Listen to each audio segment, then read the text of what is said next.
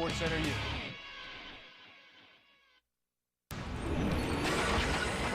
This is Dick's Sporting Goods Kickoff Week. Anticipation has been building all day in Shreveport, Louisiana. The rain is not going to put a damper on a SWAC football opener as these two teams renew a rivalry. They'll play each other for the 60th time in their program's history. Alcorn State and Grambling State coming up next.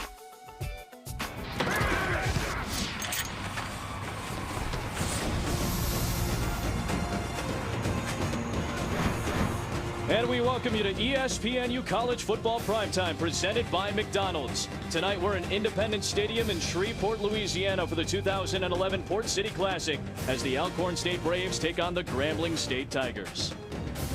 Good evening, everybody. Alongside former NFL linebacker Eddie Robinson Jr., Adam Amin on hand. A couple of teams have new head coaches at their helms, but two guys that know these programs very well. It's a family affair that we have for you tonight as Doug Williams takes over at Grambling State. Melvin Spears Jr. takes over at Alcorn State. Well, they used to both work together at Grambling State. Melvin was the offensive coordinator and their first cousins, so they have a lot of history together. But all that goes out the window. Today, you want to win your opening football game, and also you'll have bragging rights going all the way to Christmas holidays. Both of these coaches believe that this will be the SWAC championship ball game in Birmingham, Alabama later on this year. Doug Williams, an outstanding quarterback at Grambling State. Obviously, the Super Bowl pedigree that he has. Melvin Spears Jr.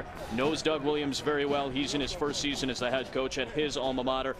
Outside of just the first cousins that are the head coaches, DJ Williams, the son of Doug Williams, is going to have an opportunity, just like Daddy did 37 years ago, to take the reins of this Grambling program as a true freshman. Yeah, a great opportunity for DJ Williams. He's coming to Grambling as a true freshman, and he gets the start today. And Doug is putting a lot of pressure on this young kid, but I think he can handle it. He's been around this program for his entire life. Of course, he was one of the ball boys when Grambling had all of that success under Doug Williams in his first coaching stint about 10 years ago. 60th meeting between these two teams. Grambling has won 3 in a row and 4 of the last 5, and this is becoming a nice tradition as well. The 28th time that these two teams will meet to open up a season. Forget non-conference, SWAC football is getting underway tonight as we get set for the 2011 season. We've already seen all the impact that the rains have been having in Louisiana, considerably in New Orleans. The rains of Tropical Storm Lee, a handful of tropical storms in the area across the country, and tonight rain in the forecast. Here from Independence Stadium, Arturo Tamayo is the kicker for Alcorn State. 5'10" senior from Moore Park, California.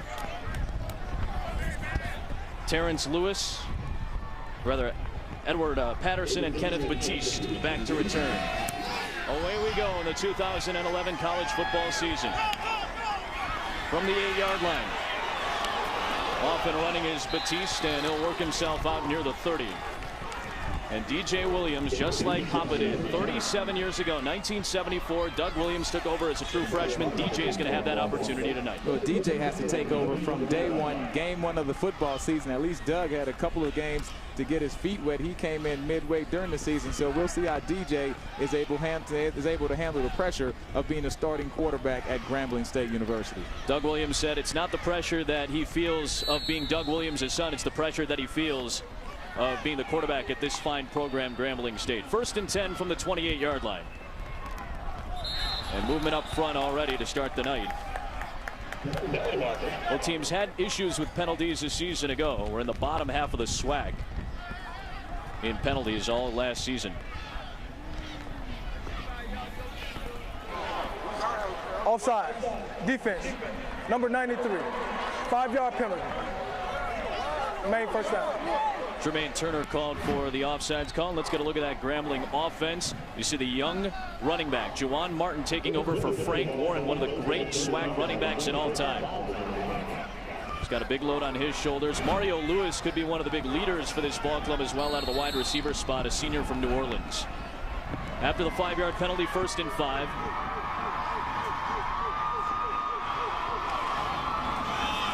The give is to Martin. Worked himself near the 35-yard line, about the 34. Short pickup. As you got to look at Martin from Chicago, Illinois. Big front line for Grambling this season, and you see some of the experience, but there's a lot of all SWAC performers up there. They have a lot of faith in that offensive line. And if you have a young freshman quarterback, that's exactly what you need, is a big, strong offensive line, experienced bunch who can protect him and allow him to make plays down the field throwing the football. Kenneth Batiste is in the backfield now for Grambling, a 5'7", 165-pound redshirt senior. He'll get the pitch to the outside, past the 35 and spun down. Finally brought down by William Thomas, the 6'1" sophomore. It's a gain of 3 on the play. Let's take a look at what the Alcorn State Braves bring defensively from their defensive coordinator, Michael Roach, who knows Melvin Spears very well.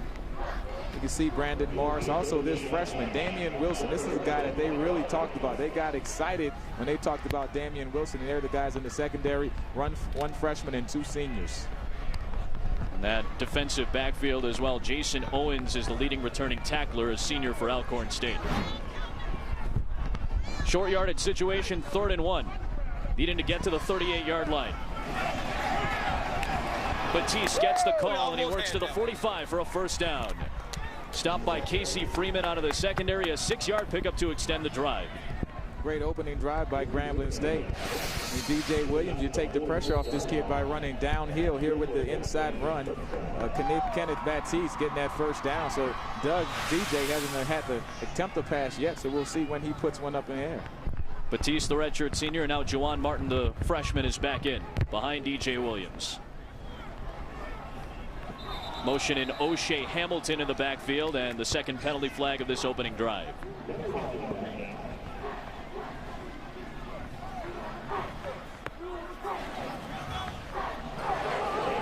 False start. Offense. 5-yard penalty. Remain first down.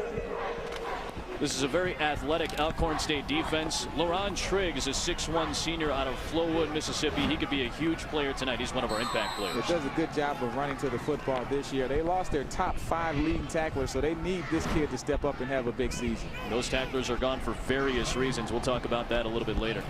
1st and 15 after the penalty. Martin, the freshman, back near the original line of scrimmage. Pickup of 6, and LaRon Trigg right away is in on that tackle. A stud linebacker, just a handful of athletes on this Alcorn State defense that are run by Michael Roach. Roach was a former defensive coordinator at Grambling when Melvin Spears was the head coach. Absolutely. So he knows the SWAC well. He knows Doug Williams well. And here, a lot of people coming and putting hats on the football. I like what Grambling's doing early with their play calling. You take the pressure off of your young running back, off of your young quarterback. Let that big offensive line establish an identity in the football game that we're going to run the football. More movement up front. Snap with nobody in the neutral zone. Martin trying to push forward. He is stacked up. Shy of the 45-yard line, push back. It'll be a loss as Kenny Roby is able to come up and make the stop, the 6'1" senior from Mason, Mississippi. They say he can really run as well, and he's able to come out of the linebacker spot. Yeah, this is what these guys are going to have to do. They're going to have to stop the running attack of Grambling State today. A lot of hats around the football, and that's what Coach Roach talked about. He said, first and foremost, as a defense, we want to stop the running game so we can get them into these 3rd and long situations.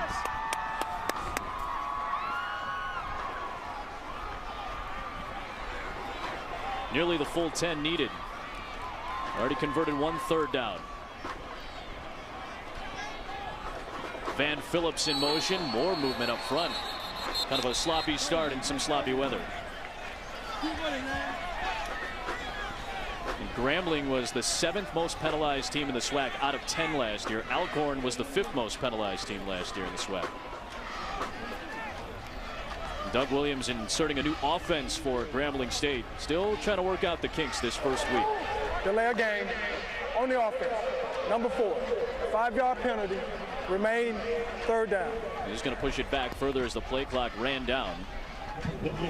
Doug Williams graduated from Grambling in 1978. First African-American quarterback to start in a Super Bowl, the MVP of Super Bowl 22, and his son, DJ Williams, taking a snap in front of more people than he's ever taken a snap in front of before in his life. Dumped off underneath on 3rd down. Mario Lewis out of the wide receiver spot. They expect big things out of him, but not much of a gain there, and it's going to bring up 4th down. Well, I like the play call. It's somewhat conservative, but you have a young freshman quarterback. You don't want him to make a mistake. You know, allow your wide receiver to have that little slip screen where he can make the catch and make a big play. If not, you can punt, win the field position battle, and let your defense come in and do some good things for you there. Fabian Carter on the punt for the Tigers. Fabian Carter is the punter. And you got to look at Jamison Knox, the sophomore, who is back ready to return. The junior from Miami lets it go. Knox with a flag thrown on the play. Contact before the catch. This might give Alcorn State some better field positioning after a 43-yard punt from Fabian Carter.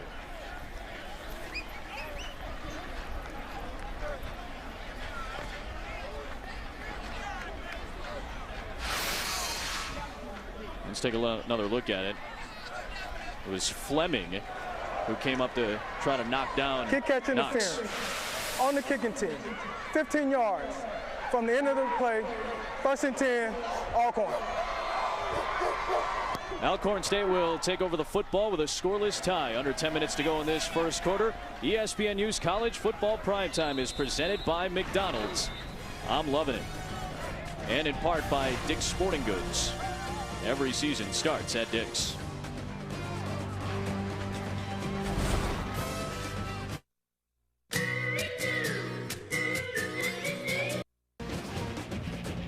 Melvin Spears Jr., the head coach of Alcorn State, his first season at the helm at his alma mater, and his Alcorn State Braves take over the possession at their own 30-yard line after a penalty on a punt. You got to look at Brandon Bridge, who will do it all. He'll pass, he'll run. Very athletic. He picks up a gain of 1 on 1st down. He's stopped by Cliff Eczema, an All-American candidate, a linebacker, a grad student for Grambling State. Brandon Bridge, they call him Air Canada, originally from Ontario. And you got to look at the balance, the different things that he's able to do offensively. Yeah, last year you're talking about a kid that had 600 yards rushing and about 2,000 yards passing, so he can get it done in the air and on the ground. A multi-dimensional player from the quarterback position. Doug Williams, head coach at Grambling, said if he's not the most athletic player in the SWAC, he's not far behind. Also said he makes us a little nervous. Snap on 2nd down and a screen thrown out to the flat to Terrence Lewis. Got room to run across the 45-yard line. A penalty flag is thrown, though, on the near sideline. Lewis was pushed out by Naquan Smith. A 16-yard pickup, but let's see what the flag is about.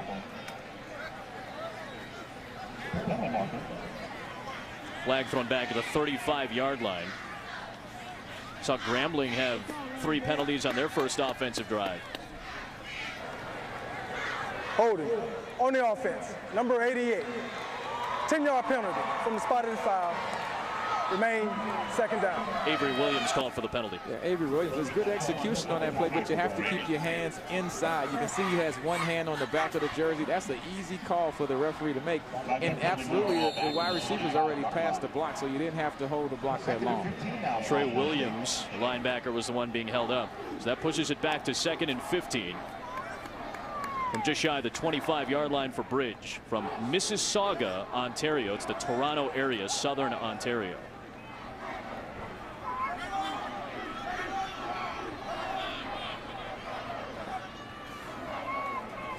Got a good block in the backfield from Arnold Walker. Trying to take off. Will not escape the pressure. Wrapped up and brought down by Grambling's defense. It is Brune Foster. And let's get a look at this Alcorn State offense. Arnold Walker, a junior, but didn't have a ton of carries last season out of the running back spot. A young wide receiver core as well for Alcorn State. And their offensive line, Melvin Spears says it's one of his youngest, but one of his most athletic that he's ever had. Cody Rose at the right tackle, a late insertion of the lineup. Yeah, and that offensive lineman, that's some big guys. I mean, these guys go over 300 pounds. So for him to say that's the most athletic, that's a pretty good accomplishment to be big and athletic. 3rd and long, pressure coming. Tossed over the middle on a screen play. And Arnold Walker out of the backfield across the 30-yard line. That's going to be short, and a 4th down is coming up. It was similar to what we saw with Grambling. Alcorn State is going to have to punt on its first possession with under 8 minutes left in this first quarter. A good job defensively by Grambling. You were able to you were helped out by that holding penalty by Alcorn. You get them in a 3rd and long situation. You're able to execute and get off the field. So now we'll see special teams always is a big thing in an opening game. You have a lot of freshmen. This is their first football game. And so special teams, you can have mistakes and it can cost you a ball game if your young guys don't prepare and play well. Kenneth Batiste is back to return, and Arturo Tamayo punt. And this is a good one. It will take a bounce into the end zone, and Grambling will have its next offensive possession from its own 20-yard line. A 70-yard booming punt from Tamayo.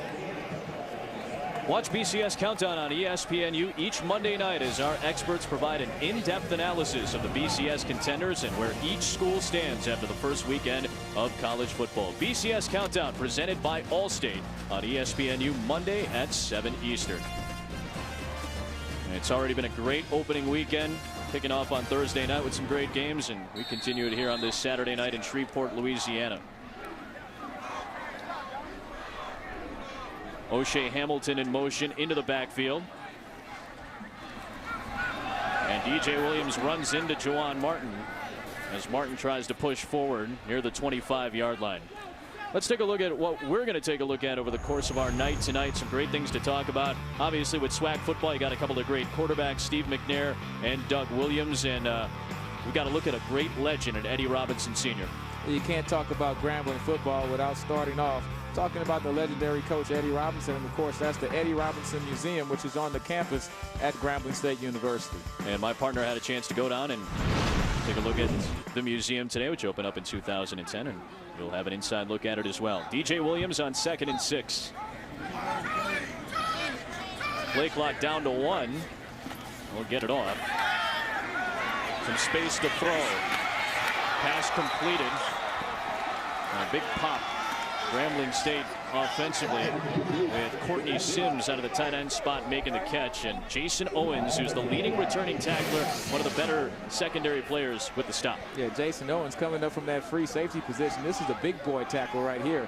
I mean, he really lays the lumber and has a good knock him back, but I like that play call by Doug Williams. Just a simple waggle, get your quarterback out the pocket, an easy throw and catch. You'll have that confidence, get that first throw, and now you're in a 3rd and manageable situation where you can either run or pass, and you take that pressure off of your young quarterback. Pick up a 4 to make it 3rd and 2. Hamilton shifts off the line. Got to get the play off, though, and they will not. It's going to be the 2nd delay of game penalty. Well, you look at young DJ Williams at the quarterback position. He did a couple good things. He's already drawing the defense off twice, so he's using the hard count. But the opposite side of that, he's already gotten 2 delayed games penalties. So right now, that balances out in the penalty standpoint. But now you go from that 3rd and 2 to a 3rd and 7. That gives a huge advantage to the defense. They can start blitzing. They can run multiple defensive schemes. It puts a little more pressure on that offense to convert. And Melvin Spears says that's what he wants to do in this ball game. Against a young quarterback in DJ Williams, throw a lot of different things at him. Already 4 Grambling penalties. Yeah, and Alcorn only has 1 defensive lineman with his hand down, so it's time to have some confusion. Pressure off the edge. Williams able to get away, but he's going to be stopped shy of the 20-yard line. Damian Wilson, freshman on freshman with the stop. They say this kid might be playing on Sundays at some point soon. There is a flag thrown on the play, though. It would force 4th down, but let's take a look at what this penalty marker might be about. Kenny Roby had the initial pressure before Damian Wilson came off the edge for a 3-yard loss. Yeah, the signal is holding against the offense.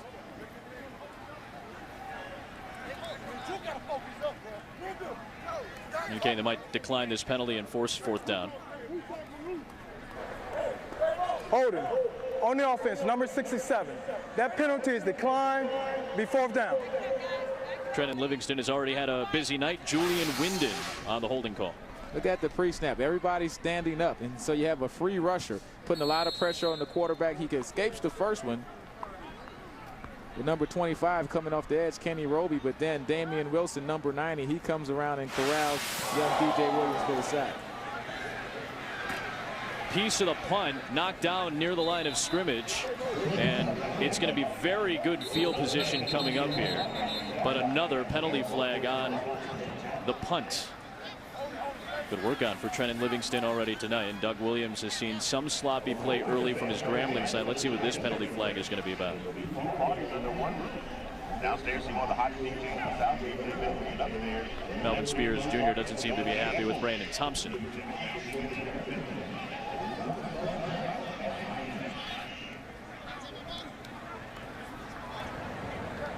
During the kick, holding on the return team, number 56, be 10 yards from the end of the kick, 1st and 10, Alcorn, timeout. Donovan Hill is called for the penalty. Alcorn State, with under 5 minutes to go, takes over when we come back as we open up the 2011 SWAC football season here on ESPNU. So your 2:30 canceled? Are you forgetting something? My breakfast. Get me something delicious, something wholesome. Okay. You're watching Dick's Sporting Goods Kickoff Week and ESPNU's College Football Primetime presented by McDonald's. These two teams opening up the SWAC football season. Let's take a look at what's going around the SWAC right now. Get a look at the preseason offensive and defensive player of the years and Prairie View A&M and Bethune-Cookman tomorrow at noon on ESPN, part of the MEAC and SWAC Challenge. Brandon Bridge on first down with great field positioning for Alcorn State. Air Canada will air it out. He's got a man downfield and a touchdown. Terrence Lewis. A 53-yard strike. Braves on the board first.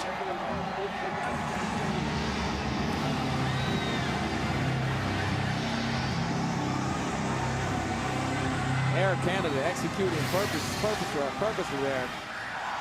Perfectly throwing that deep ball. You could tell he puts just enough on it, and a great job by number 2, Terrence Lewis, hauling that in, the junior, 5'11", 175-pound wide receiver. Doug Williams' team trailing with 4:46 to go here in this first quarter. Terrence Lewis on a perfectly touched ball by Brandon Bridge. Arturo Tamayo makes it 7-0. The 5'11" junior from Fort Myers, Florida. Melvin Spears said he might be one of the fastest guys in the country you've never heard of.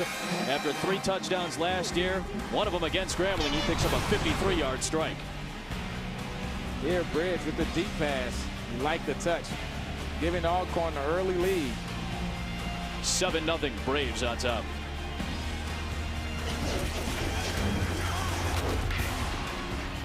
From the beginning, the Southwestern Athletic Conference has molded and formed students to become legends, to step into the world and take it by storm. The Southwestern Athletic Conference prides itself in excellence, in determination and grit, and in making champions. There are some here, some that the next generation will call heroes. The Southwestern Athletic Conference honor the heritage.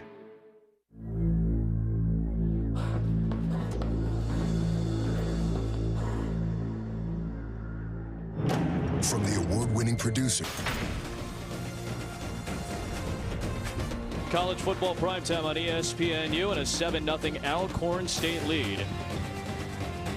Brandon Bridge hooking up with Terrence Lewis. And Arturo Tamayo with a short kick running up to the 20-yard line is Batiste.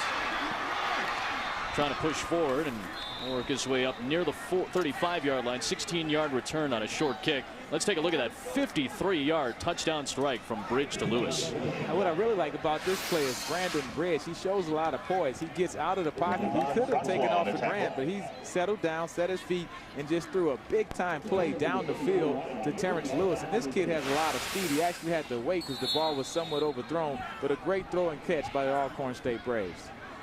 Naquan Smith was on the coverage. He leapt up trying to tip it away, but that was about as pretty of a ball as you'll see. It's the freshman Martin stacked up at the line of scrimmage. It'll be a short gain, and LaRon Trigg, one of our impact players, is coming up inside to make the stop. We've got some help from the defensive line. Ricky Joseph and Jermaine Turner, a couple of big boys on that front line. They say our front seven is beastly. Alcorn State says that. They've proven to be so far. They've held the running game in check for the most part early. Yeah, on the first drive, Grambling State had some success running the football, but Alcorn wants to stop the run and force Grambling into passing situations. Put Kenneth Batiste in to the backfield. Just 20 yards rushing so far from Grambling State. 2nd and 9. Batiste popped at the 39-yard line from behind. Damian Wilson off the edge and running out to stop Batiste. Facebook.com/ESPNU. You can log on and answer our question. Who will win the SWAC title? Texas Southern is the defending champion. Grambling's only loss last year was to Texas Southern. Of course, Texas Southern beat Alabama State last year. It's a sore spot for Eddie Robinson Jr. Yeah, that doesn't sit too well with me. Of course, I'm an Alabama State grad, but that was a great game in Texas Southern. You know, putting things back in the West with Prairie View and Texas Southern winning the last 2 years. 3rd and 9 for Williams. He's got room to run. He'll dump it off instead. Van Phillips across the 45-yard line, but be enough for the first down on a pickup of 7, and that'll extend the Grambling drive. Nice decision here by DJ. You see a spot to run, you just wait for your wide receiver to cross. Shows a lot of patience, and then the guy is right there. He's only 10 yards away. Hey, hit him with the touch pass. Don't try to gun the ball. Let your receiver have that run after catch. Hard count. We've seen that often from Williams today. Pressure coming. He evades it the first time. Can't get away the second. It's Damian Wilson again. Second tackle for a loss. This time it's pushed back for 4. Damian Wilson, only a freshman, goes 6'3", 250 from Liberty, Mississippi. You can tell he's coming around the corner. DJ Voy's the first guy, but there's Damian Wilson. They talked about this kid like he was the man coming on the campus as only a freshman. And you can see already he's been in a couple good plays, having 2 sacks on the quarterback here in the first quarter. Well, you know you're getting into it when your jersey is torn like that. Boy, Wilson is a beast. That's used that word a couple of times, and it is apropos with him. Tim Carter helped out on that pressure as well. For 2nd and 14 now for Williams. Time to throw, and a short pass underthrew his man underneath. Damian Jefferson, the intended receiver. We gave you the question, and you can log on to Facebook.com/ESPNU to see who you think is going to win the SWAC title. This is what these two teams look like. Grambling picked to win the West. Alcorn State finished rough last year in the SWAC East a season ago, but they're picked to finish 2nd under Melvin Spears. Then you look at the quarterback, Brandon Briggs, coming back for his 2nd year, and you saw him on that long throw. So a lot of people think that Alcorn State has what it takes to get into that SWAC championship game. Of course, with Doug Williams and Melvin Spears, they're like, hey, we would love nothing more than to have a family reunion at the SWAC championship with both of these teams making it there. Another 3rd and long for DJ Williams. Fires to the sideline. It's Phillips again. It's going to be short of the first down, perhaps. 14-yard pickup on 3rd down, and he got across the marker, and that will move the chains. Close play, but Phillips got enough there. And I think DJ is really starting to settle down in the quarterback spot. Coming out the shotgun, he's looking left. He has the patience, and he lets that out route clear, and good job of getting that first down.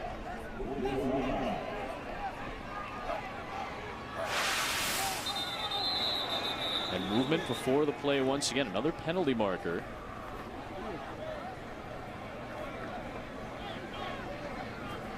DJ has already gotten that defense to jump offside twice, and a couple times they've been close. So he's doing a really good job of working the hard count, not just snapping the ball on one every time.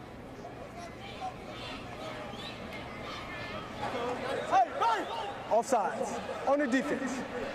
5-yard penalty. Remain first down. I've seen that hard count a couple of times already now.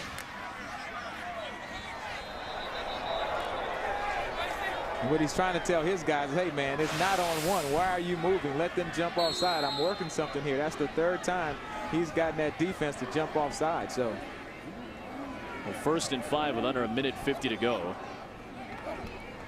Some herky-jerky drives to start the night tonight. More movement up front before the play. Only needed 5. He's going to get more than that. Van Phillips again across the 20-yard line, a 20-yard pickup. And Phillips is DJ Williams' favorite target in his first career start. Well, so far, that's the guy that he's looking at. And just a great job of Phillips just settling down in the zone, throwing it right in between the 3 Alcorn State receivers. A nice, confident throw. He sets his feet. And you like this from a young kid standing there in the pocket. And that offensive line, they're providing the protection for DJ Williams so he doesn't get hit and has the follow through on that throw. And that's something Doug Williams really likes, the offensive line. line with all the returning all SWAC performers. Lofting down the sideline. Penalty flag is thrown, but what a play by Mario Lewis. Not a catch, though, on the play. Coverage from Jaquez Caldwell, who plays receiver as well for Alcorn State. Lewis with an athletic play, but unable to haul it in. A penalty marker is thrown, though. Second on the team in receptions a season ago, Mario Lewis. Defensive, pass interference. Number 15. First and 10, Grambling. Alcorn coming with the all-out blitz, but watch DJ. He stands in the pocket, takes the hit, and Mario Lewis never giving up on the play. It's one-on-one coverage. It's my football. You like the way he elevates and tries to go up for that catch, and he does draw the pass interference call. Inside of the red zone. Brought to you by Verizon. 26 touchdowns last season. Grambling very solid inside of the red zone. They were third in conference in red zone efficiency a season ago. Down 7-0 nearing the end of the first quarter. Play fake, rolling right. Pressure coming from Roby. Ball comes loose. Grambling will keep the football. Brandon Morris punched it loose from DJ Williams. And Juwan Martin had to sprint back and cover it. Big loss on the play. And that's part of the things that you have to accept when you start a freshman at the quarterback. Play fake, rolling right, pressure coming from nothing's there. The best thing to do is just throw the football away. You're first and goal, but now you try to do too much and you wind up in the sack and the fumble and the big loss. You see the frustration from DJ Williams. A timeout is called by Grambling. Early in this ball game, first quarter under DJ Williams' belt in college football. What do you think so far? Well, I mean, I give him a C right about now. He's done some really good things. Of course, Alcorn, they brought the pressure on him a couple of times, but he's still making the right decisions with the football. In that play right there, he tried to do a little bit too much, but that's something that's going to happen. The freshman's going to have to learn those, and you have to go through those growing pains. You got to look at Doug Williams, the head coach of Grambling, along with his son DJ. They said both of them, the relationship is father-son off the field, coach-player. They're trying to keep that as firm as possible. Coach-player on the field. Kind of joked around about it with us yesterday. Doug Williams said we don't even ride home together. He doesn't get a ride, all right? He's one of my players until we get home. Well, he said that DJ had to live on campus. He has to wash his own clothes. You have to still go through that experience of being a college freshman, even though your dad's the head coach. But if you look at the relationship between the coach Eddie Robinson and the Doug Williams, it's exactly the same. I mean, Coach Eddie Robinson was a father figure to Doug Williams off the football field, but on the field it was a coach-quarterback relationship. So he's trying to mimic that same type of mentoring relationship that he received from Eddie Robinson. And DJ is a great kid. Been a ball boy around this organization for a long time, so he's going to get it done. You can tell already. You saw Byron Brown, the offensive coordinator, holding court on the sideline, and Byron's joking around with DJ about it now because now Byron's kids are the ball boys for this team.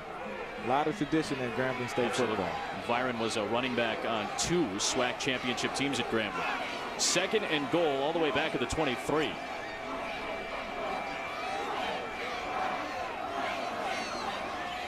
Full 10 of the play clock. Williams looking for the end zone. Touchdown! Bakari Maxwell going up for DJ Williams' first touchdown as a college quarterback.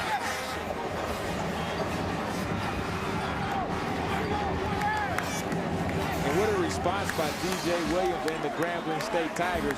You take the big sack, you depress, you come back with a great play, you throw it high on the outside where only your guy can get it, and you let him go up and use his athletic ability to make a big play. Nice catch by Bakari Maxwell. The junior from Houston was a Houston Cougar for a short time.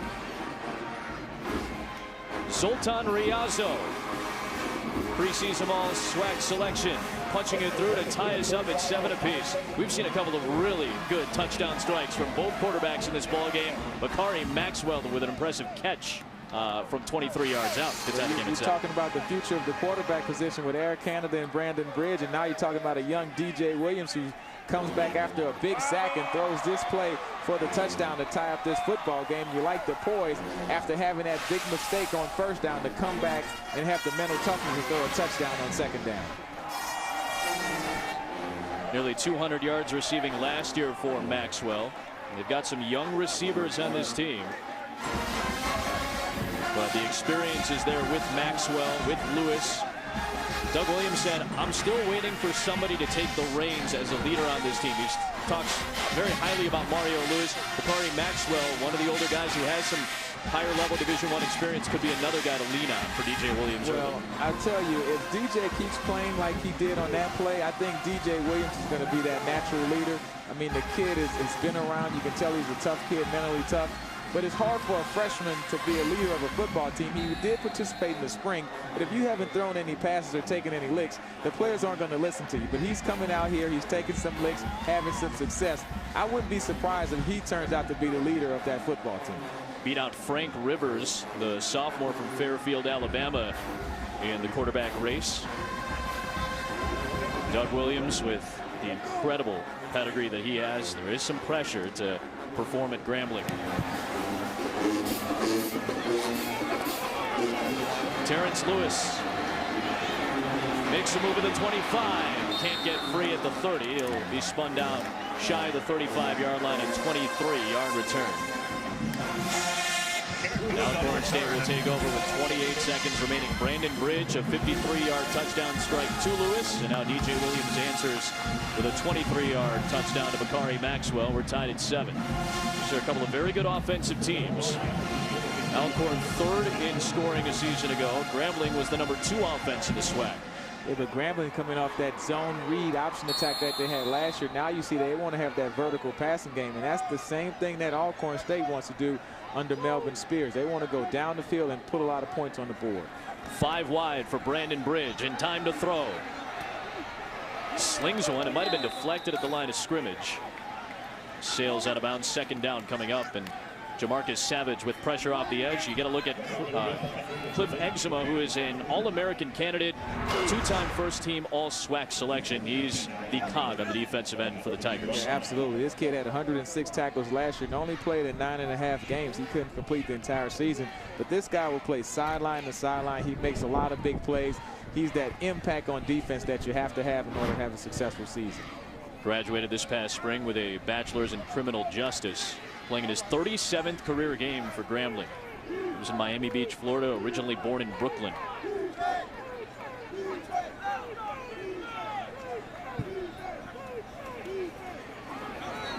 Handoff goes to Arnold Walker to the edge, and not much room to run.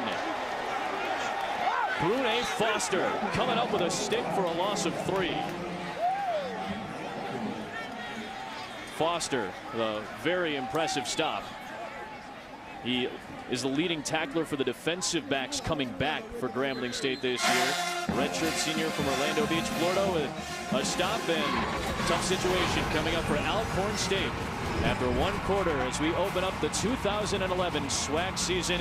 One of the great rivalries in all of SWAC football and all of college football. A couple of very high-level coaches squaring off tonight here in Louisiana.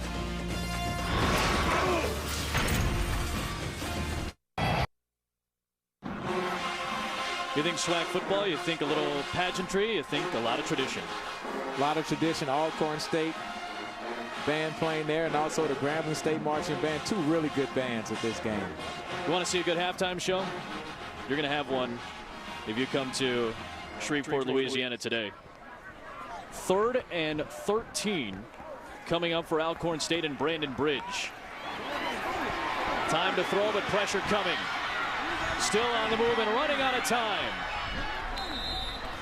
Get back near the original line of scrimmage. And let's take a look at a couple of big plays in the first quarter by 2 young quarterbacks. You have to start with Air Canada going deep, 53-yard touchdown strike there to Terrence Lewis to give the Alcorn State Braves the early lead. But DJ Williams, not to be outdone in his first ever college football game, he puts up the touchdown to Bakari Maxwell. Excellent job of going up and taking control of that football. We were tied up at 7 starting the second quarter. It was going to be interesting to see what Grambling did. They did not pass the football that often against Alcorn State last year, but they're giving DJ Williams a lot of faith, and they're giving him some good protection as well to have some time to throw today. Yeah, well, this is the Doug Williams Grambling team. They're going to pass it quite a bit this year. Kenneth Batiste from the 34, still on his feet and down near the 39.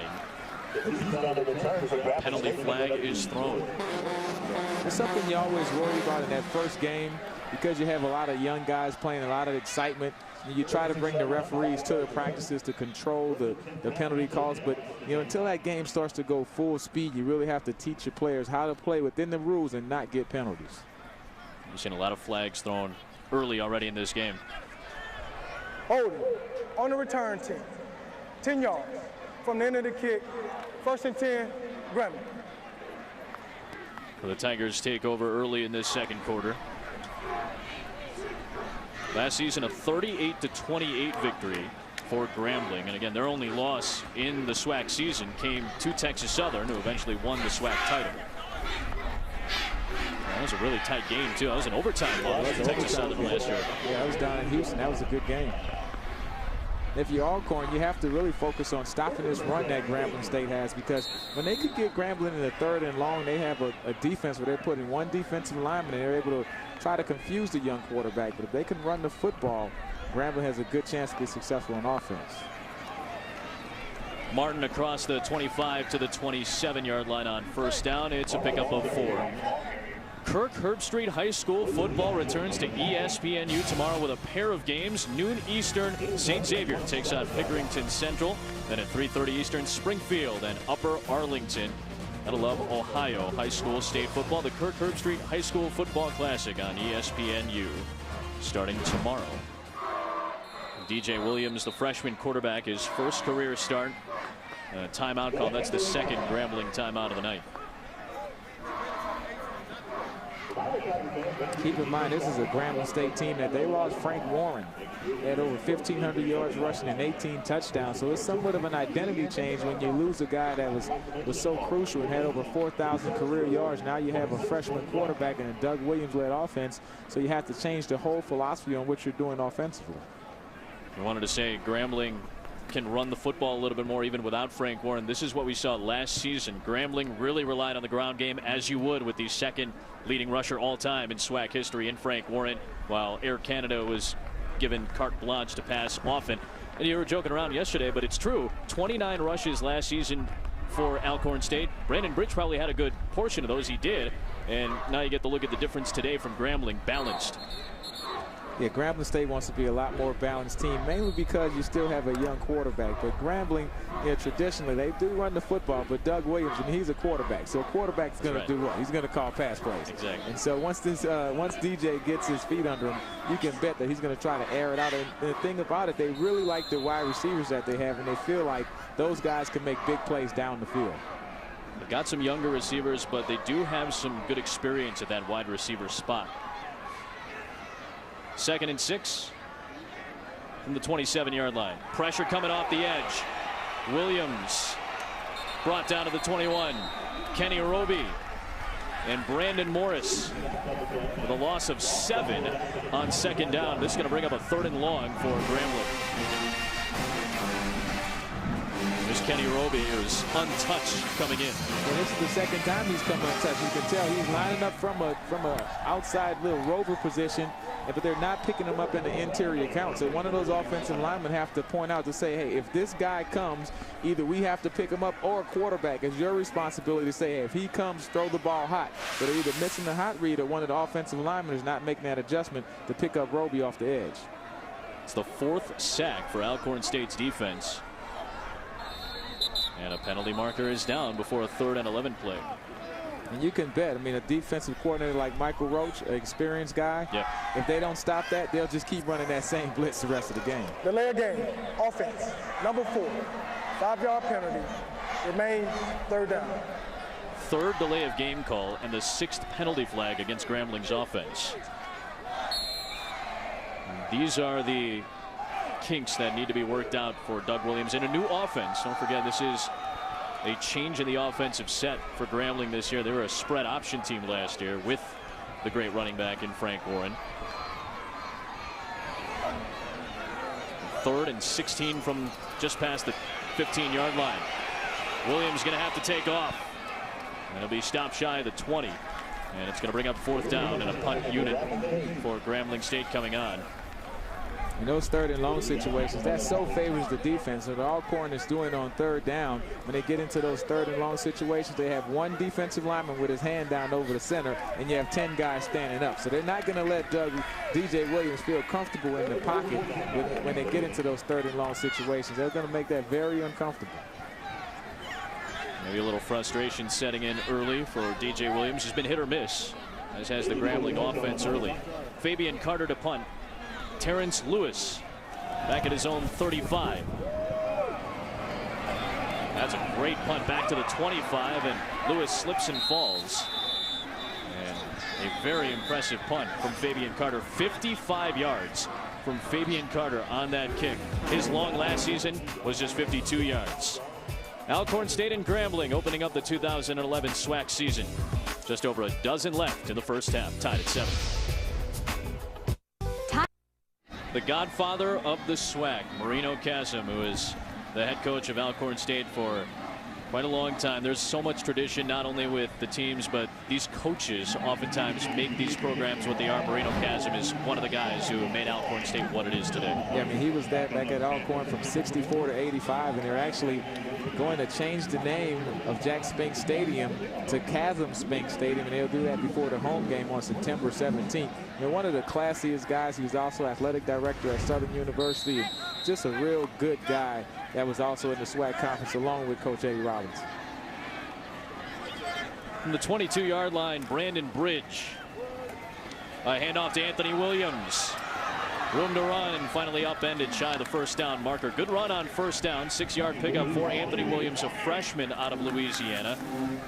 Melvin Spears said they needed to add some good pieces around Brandon Bridge, especially in the running game. And Melvin Spears thinks Arnold Walker and Anthony Williams are the guys to be those big pieces. Yeah, I mean, Brandon Bridge can take you on his shoulders and win the football game. But in order to have a successful season and to win a championship, you're going to need other players to step up and make those big plays from the running game position. So that's what you need. On 1st down, you get 8. Now you're in a 2nd and 2 situation. You really have the defense in your hands. You can do your whole playbook. You can run or pass in this situation. On 2nd and 3. Williams again. One way and another, and Eczema comes up from the linebacker's spot. No gain on the play to bring up 3rd, and still a short situation coming up. As you got to look at Eczema and Jacardi Carter as well. Those are two guys that are in this defensive secondary. They both have had great springs, and Doug Williams, along with Cliff Yoshido, is the 5th-year defensive coordinator for Grambling. They both have a lot of faith in those guys to try to carry the defense. We need to get to the 32-yard line. Brandon Bridge already with a touchdown pass in this game. Empty backfield. Bridge still moving backwards and brought down. Eczema, Williams, and the rest of the Grambling defense for a loss of 16. Bridge with nowhere to run. A great awareness by the Grambling defense. They're trying to run a design quarterback draw. All of the guys are staying in their lane, not in pass rushing mode on 3rd down. Then it's just a rally to the football and try to sack a talented guy, and they get the job done. Holding on the offense, number 65. That penalty is declined. It'll be 4th down. And Isaac Williams on the hold, and Melvin Spears' offense stalls deep inside of its own territory. A well-dressed Melvin Spears. He's taking the cue from Coach Eddie Robinson and some of the old-time coaches wearing a suit and tie on the sideline, looking sharp. Kenneth Batiste back to return. Redshirt senior from Lafayette, Louisiana, Arturo Tamayo. With protection and a short punt. Fair catch at the 46. 42-yard punt from Tamayo, and Grambling will take over. Tie ball game 7 apiece. 5 minutes gone by here in this first half. And the Tigers looking for a lead when we return.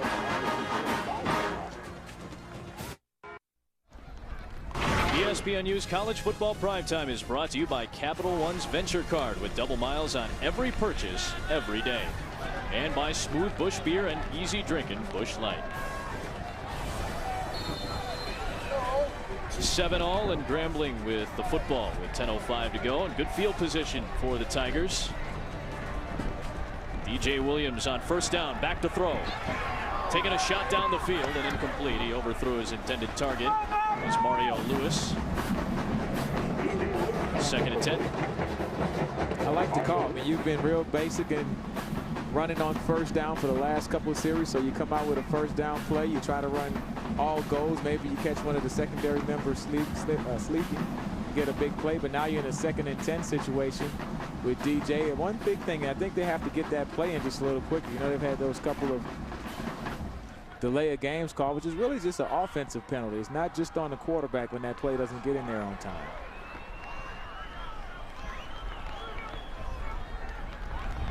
Hamilton in motion for Grambling. Batiste out of the backfield will get the screen pass, a low throw, and down at the 39. It'll be a loss of 5 yards on the play, and 3rd and long coming up.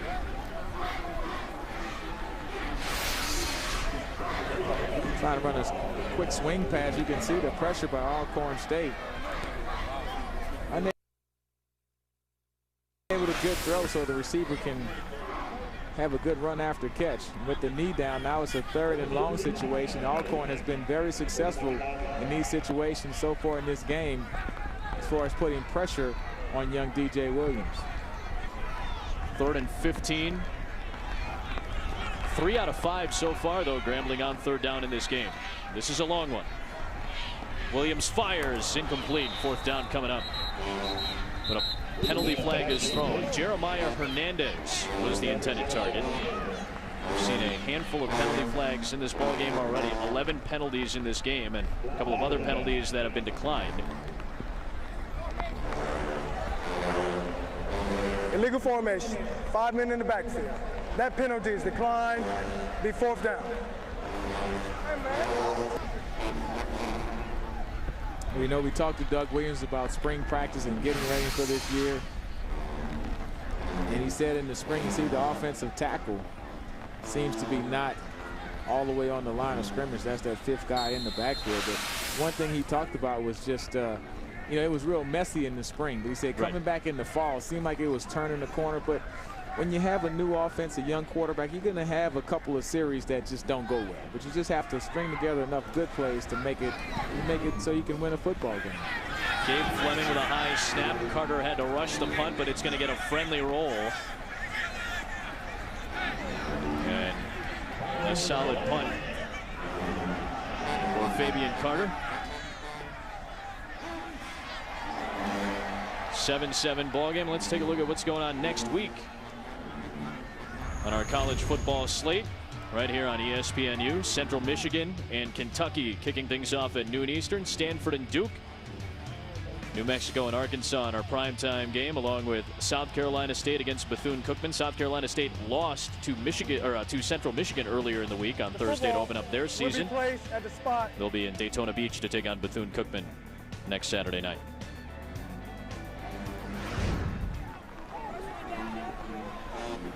Alcorn State is going to take over deep inside of its own territory once again. So far, the offensive end for Alcorn State has not been kind. They had that great touchdown throw from Bridge to Terrence Lewis for 53 yards. Other than that, 3 and out 3 times. At Grambling State, I mean, they came into this game with a pretty good defense from last year and a good front 7. An I formation with Arnold Walker getting the call. Brought down at his ankles by Jacardi Carter.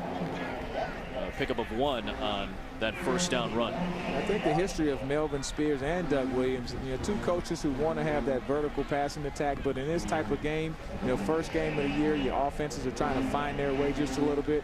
Also with the weather conditions, rain, kind of windy, I think both teams were trying to just settle down into an offensive groove and getting a good running game going, but it's tough to run on either one of these defenses.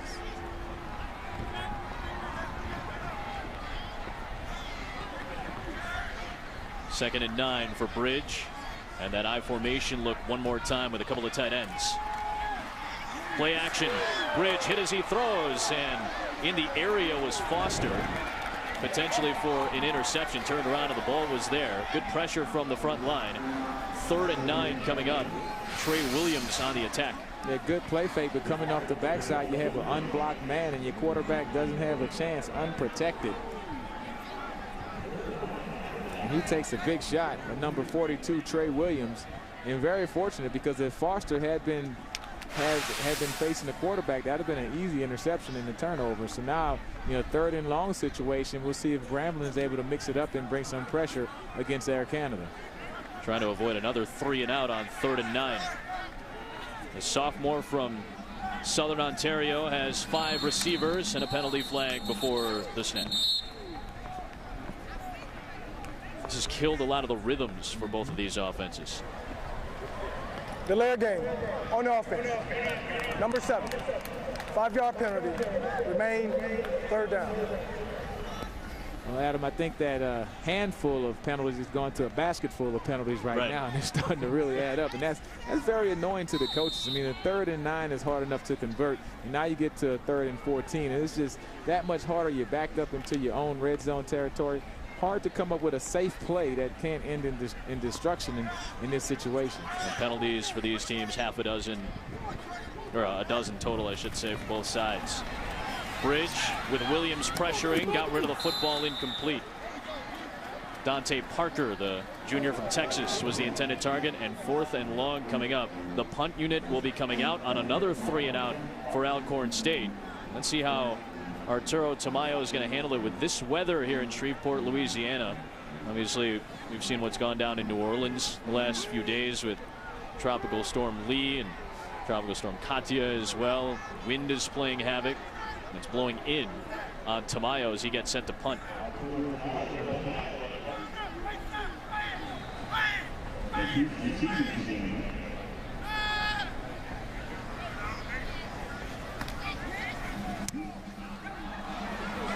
Kenneth Batiste wave this one off. Still decent field positioning coming for Grambling at the 42-yard line. 7:49 to go here in this first half. Alcorn State and Grambling tied up at 7 apiece. Tiger football when we come back.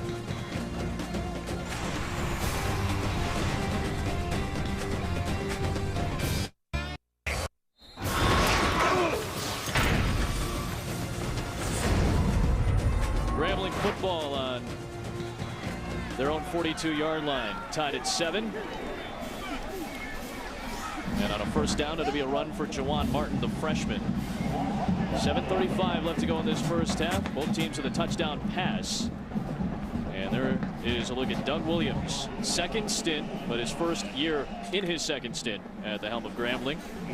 And a great first stint in those 6 seasons, 52-18, 31-10 in conference games. MVP of Super Bowl 22 for the Washington Redskins. Pick up a 5 on first down, 2nd and 5.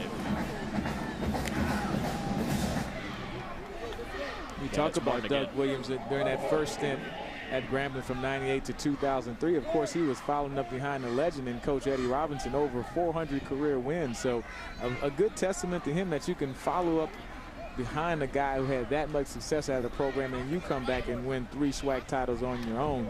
Of course, he left, and now he's back again, and the Grambling folks, they expect the same thing. Well, he quoted Eddie Robinson Sr. when he was asked about regaining the success that he previously had, and he said, quoting Eddie Robinson Sr., "Credit goes to the man in the arena." And he's saying that the players who are on the field are the ones who deserve the most credit. Kenneth Batiste out of the backfield, pushing forward, looking for a first down, and a pickup of 3. As you get a look at Eddie Robinson Sr., long-time head coach of Grambling, one of the classy guys and a legend in college football. And Coach Robinson, I think one of his famous quotes was he said he had the same job and the same wife for over 50 years. So that's quite a testament to him. And man, and there's his wife Doris there, and pretty much put this university on the map. I mean, football can do that. With a 1st and 10, DJ Williams, the Grambling State Tigers just got a big first down running the football. They'll do it again with Martin. Trying to push it across the 45-yard line. Pick up a 4 on first down. 2nd and 6 coming up with a 6-minute clock here in this first half. And I think this is what we're going to have to see out of Grambling State. Probably not just this game, but somewhat this football season until that passing game and DJ and those receivers can all get on the same page. You have a big veteran offensive line and a pretty good running back in Juwan Martin. You're going to have to try to establish your identity as a running football first and then take your chances in passing when you have those opportunities. Movement up front. Clint Marsh moved from the right guard spot. Or was he drawn off sides? We'll see. Or let's see if it's going to go against Alcorn. Penalties early on both sides. 77, offense. 5-yard penalty. Remain second down. Sanford Banks called for the false start. This is the stepping stone. Okay. 2nd and 11 coming up.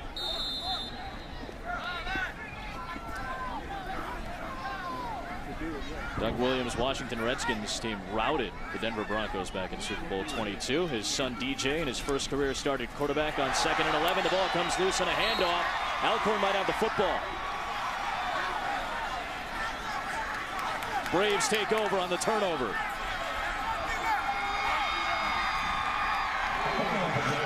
Tim Carter jumped on the football. The 6'3" junior from Los Angeles gives Alcorn State the possession with 5:08 to go. Yeah, first turnover in the football game. The first big break goes to Alcorn. You see just a downhill power running play. Oh, he fumbled the ball, but that was a big hit by the Grambling defender. And 52 was able to jump on that football, so we'll see what Alcorn comes up with. Maybe they have a sudden change play, take a shot deep. You're right at that 50-yard mark after that turnover. Maola Maluga had the contact, and Carter was able to jump on the football. And now Brandon Bridge has got a 53-yard touchdown pass in this game. The sophomore from Canada takes over with excellent field position for Alcorn, but they have struggled offensively outside of that touchdown pass. A lot of 3-and-outs. Bridge with the pocket collapsing, escapes. A flag is thrown. To the edge, gets away from another tackler and is out inside of the 40-yard line, but that flag might bring this play back for Alcorn State. See what this penalty is and if it's going to negate a run of 15 yards. Yeah, Melvin Spears, they wanted to take a shot deep, but Grambling, they came out with a 4 deep coverage in anticipation of that with the sudden change. 67, offense. 10-yard penalty. Replay, second down. Cornelius Brown on the penalty. Junior from Greenville, South Carolina. First down. And this will push it back. With under 5 minutes to go, you get a look at Melvin Spears Jr. Might be wondering why he wears those glasses, and Doug Williams actually kind of talked to us a little bit about it. You know, it's kind of dark here in Louisiana. Why is he wearing them? But Spears is very sensitive to light. As a matter of fact, Doug was telling us that when they were kids, he had really sensitive eyesight. He actually almost lost his eyesight when he was a child, and he's very sensitive to light. So unless he's in a dark room, he's got to wear those glasses. After the holding penalty, 1st and 20. Big stick in the backfield. Anthony Williams gets popped. Jacardi Carter and a loss of 4. 2nd and 24 coming. And the Grambling defense continues to pressure. Yeah, the redshirt sophomore from Northside High School out of Lafayette, Louisiana. Lucky that Alcorn was able to hold on to the football. Just a textbook tackle. He lowers his shoulder, keeps his head up, and drives his feet. And that's what you want to see out your linebackers.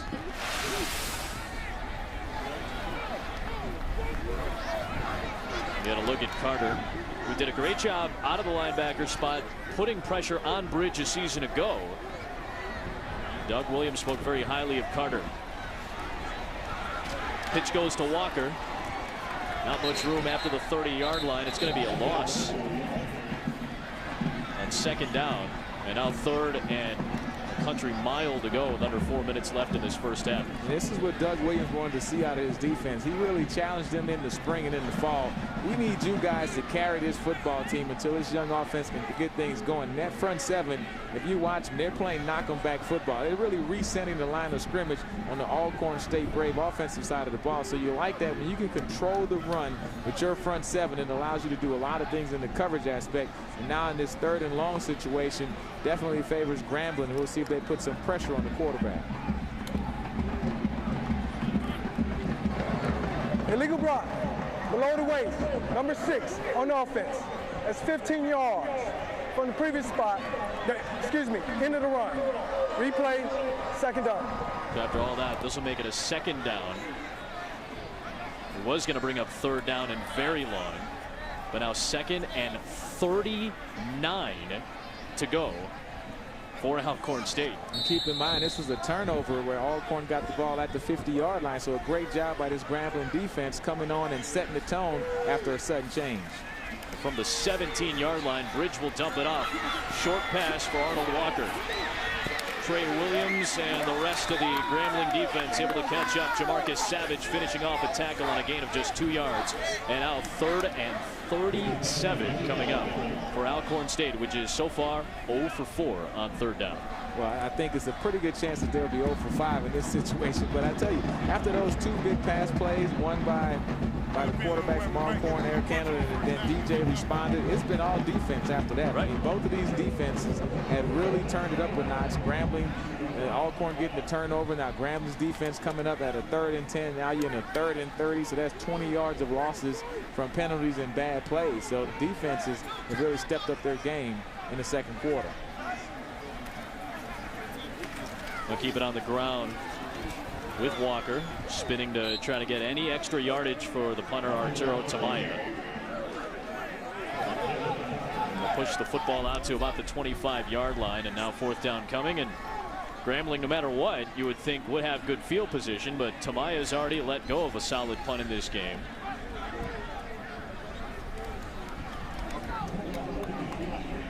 Had a 70-yard punt earlier in this ball game, so Tamaya will let loose. And there is Kenneth Batiste back to return.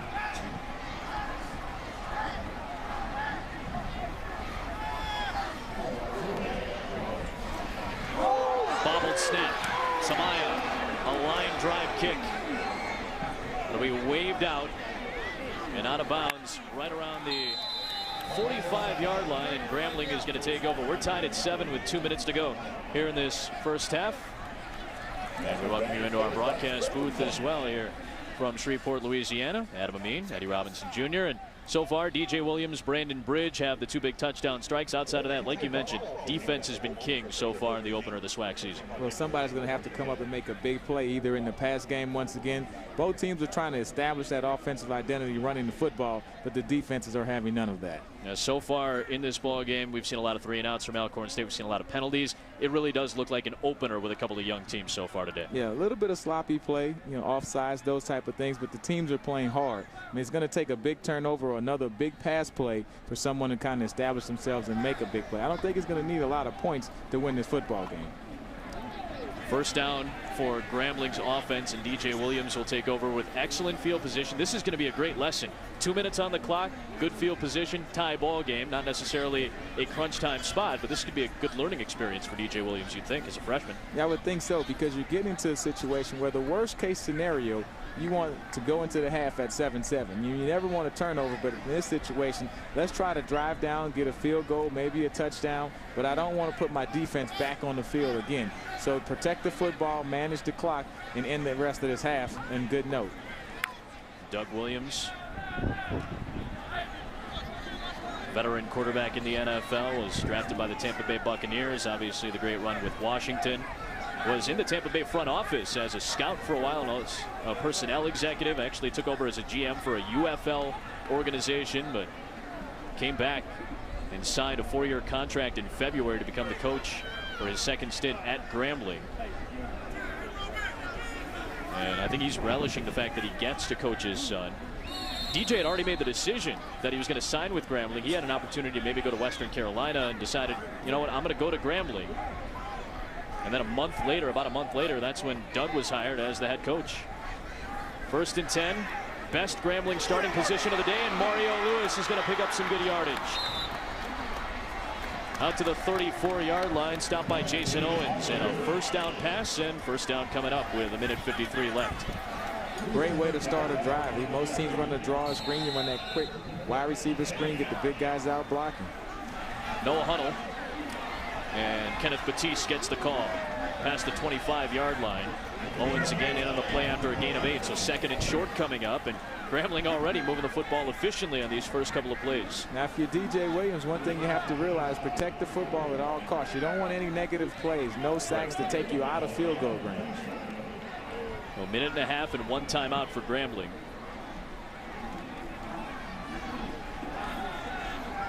Four wide on this possession. Maxwell and Phillips are on the top of your screen. Maxwell has the touchdown reception in this game from DJ Williams, tied it at 7. Second and short, screen to Phillips. Fourth catch of the day for Phillips. Laron Trigg stopped him after a gain of 1. Third and short with under a minute left in the first half. A great job defensively by Alcorn, tackling on the edges and recognizing that you're trying to run the quick screen on the outside. We'll see if Alcorn decides to bring pressure on a lot of these third down situations. They've been bringing pressure on the young quarterback. It'll be a handoff. Batiste spun down with a pickup on the play of 14 yards, but a flag is thrown. Let's get a look at this. The inside handoff. Great job by the guard with the double team block and coming up to the linebacker, and then you see an unnecessary hit right there, and of course the referee always sees that, and that may be a dead ball fall at the end of that play. After the play, personal foul. 94 of the defense at the distance to the goal line. First and goal. Paola Maluga, freshman from American Samoa, is a very sought-after prospect. Gone for the personal foul penalty. It is a dead ball penalty. There's been some updates to the rules this season in NCAA football about unsportsmanlike and things of that nature, more specifically with live ball penalties, so more so celebrations and things like that on touchdowns. That's your standard personal foul that'll push the football to the 5. First and goal, and an opportunity at the end of this first half for DJ Williams to have his team in front in his first career collegiate game. Plenty of options on first down, incomplete. Van Phillips looking for pass interference. Jason Owens on the coverage. Williams got knocked down by Robert Gainwell at the end of that play. Yeah, Gainwell with the pressure right up the middle. Looked like he's just about coming untouched with the late blitz. And DJ, give him credit. He's standing in there and delivering the football and taking the big hit. And that wide receiver, man, he got 2 hands on the football. You want to see him make that catch and help out your quarterback. Van Phillips has been the favorite target so far in this ball game today for DJ Williams. Timeout is called. It's an Alcorn State timeout on second and goal from the 5. DJ Williams with a very solid offensive line, but already 4 sacks allowed. This is a front line in Grambling last year that allowed the second fewest sacks in SWAC conference play. Well, see, last year they were running that read option style attack, and so they weren't passing the ball down the field quite as much. But DJ, I mean, they'll bounce back from that and realize that if we protect this guy, they give him protection, he can throw the ball down the field and make plays. Monday, Jesse Palmer and David Pollack provide an engaging and interactive look at the past week's action and set the scene for the upcoming week's big games. Strap yourself in for an entertaining and opinionated 3-hour college football forum, the Palmer and Pollack Show on ESPNU at 1 and 10 Eastern on Monday. College football lives here every day on ESPNU. Grambling trying to punch in a score with just 5 yards needed to try to take a lead. 53-yard touchdown pass from Brandon Bridge to Terrence Lewis to give Alcorn State the opening score, and then DJ Williams a 23-yard strike to Bakari Maxwell to tie the game. Williams, the son of Doug Williams. You will see in this situation, I mean, defensive coordinator Mike Roach from Alcorn State, if he brings pressure, I mean, they like to bring a lot of pressure on DJ, and he's shown if you don't blitz him and you give him time in the pocket, he will hurt you. Alcorn showing pressure. Batiste cuts one way and the other, and it's going to be a loss. Jamison Knox out of the secondary, able to charge in. But there is a penalty marker thrown on the play, perhaps.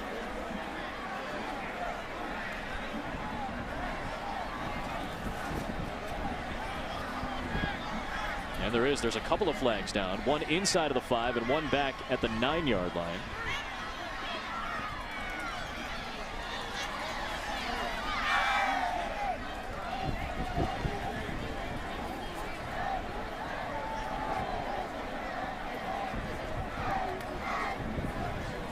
See a couple of markers down, but may not be a flag on the play, and it may have just been an incidental flag thrown on the play. So no penalty marker, although we have seen a handful of penalties in this ball game. But 3rd and goal coming up now for Grambling with 9 seconds left. Then you have to tell DJ Williams in this situation, rule number 1 is that you don't take a sack. It's only 10 seconds left in the football game. There's nothing wrong with throwing the football away, coming into the game, kicking a field goal, taking a 10-7 lead. So he has to realize with no timeouts and 10 seconds left in the football game, you either throw it in the end zone or you throw it away. 3rd and goal from the 7-yard line. Batiste is the lone back. Williams for the end zone, the lead. Mario Lewis, touchdown.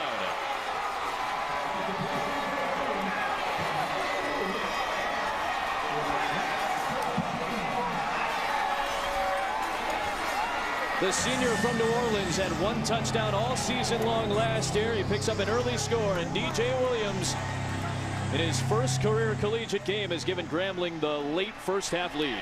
I tell you, DJ Williams is showing a lot of heart because he took another big hit from the backside on that play. But Mario Lewis coming up with that touchdown was a great throw and catch to give Grambling State the lead. Zoltan Riazzo, after the 7-yard touchdown, gives Grambling a 7-point lead. DJ Williams, his father Doug said the only pressure on a man is the pressure he puts on himself. Looked very smooth on that particular toss to Lewis. They're going to the back pylon, putting air under the football. Great job by Mario Lewis, beating his man with the one-on-one coverage and making the play for the touchdown, the go-ahead score. Terrence Lewis, who had a touchdown earlier in this game, was on the coverage.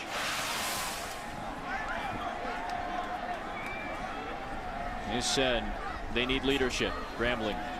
And DJ Williams is going to get the respect, especially from his wide receivers who have taken to him during spring practice and now in fall camp coming into this opening ball game. But Mario Lewis, they say he's one of the guys that is going to be a leader on this team. If anybody is going to take the reins, it's going to be Mario Lewis. And that looks like a pretty good tandem right now, Lewis and Williams. And every season takes on a different tone. And this is the first game of the year. So you have to see, okay, what kind of team are we going to be? Who's going to step up and be our playmakers and be our leaders? It's hard to be a leader if you're not a playmaker. So DJ Williams is out there making plays. Mario Lewis is out there making plays.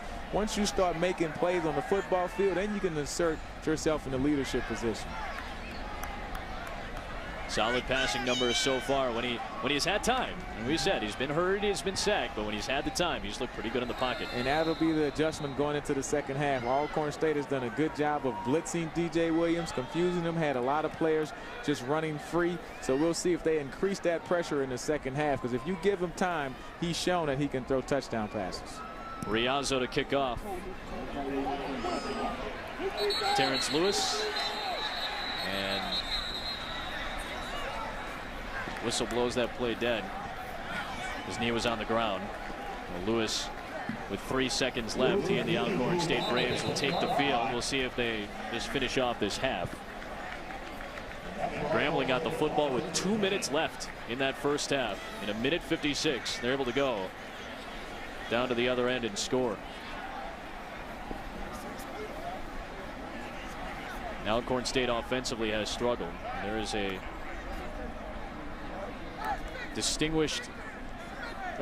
distinctive difference in what we've seen from these two offenses. Grambling has been able to move the football much better. Gabriel Fleming is down on the field. They're checking out Fleming.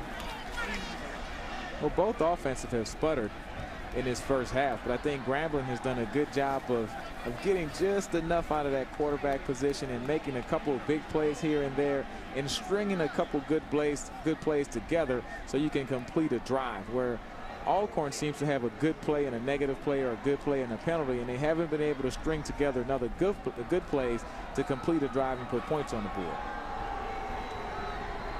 And Alcorn, I mean, so far only 1 first down the entire afternoon. So I mean, they're getting to the 3rd and long situations. I mean, you start having penalties and offsides and bad plays, and now you're in a 3rd and 10, 3rd and 12. It's hard to complete or convert 3rd down situations when you're that far back. Fleming being helped off the field. 6'1", 202-pound redshirt senior from Grambling, Louisiana, one of the hometown kids. Grambling only about an hour away from Shreveport. This might be our final play of the first half.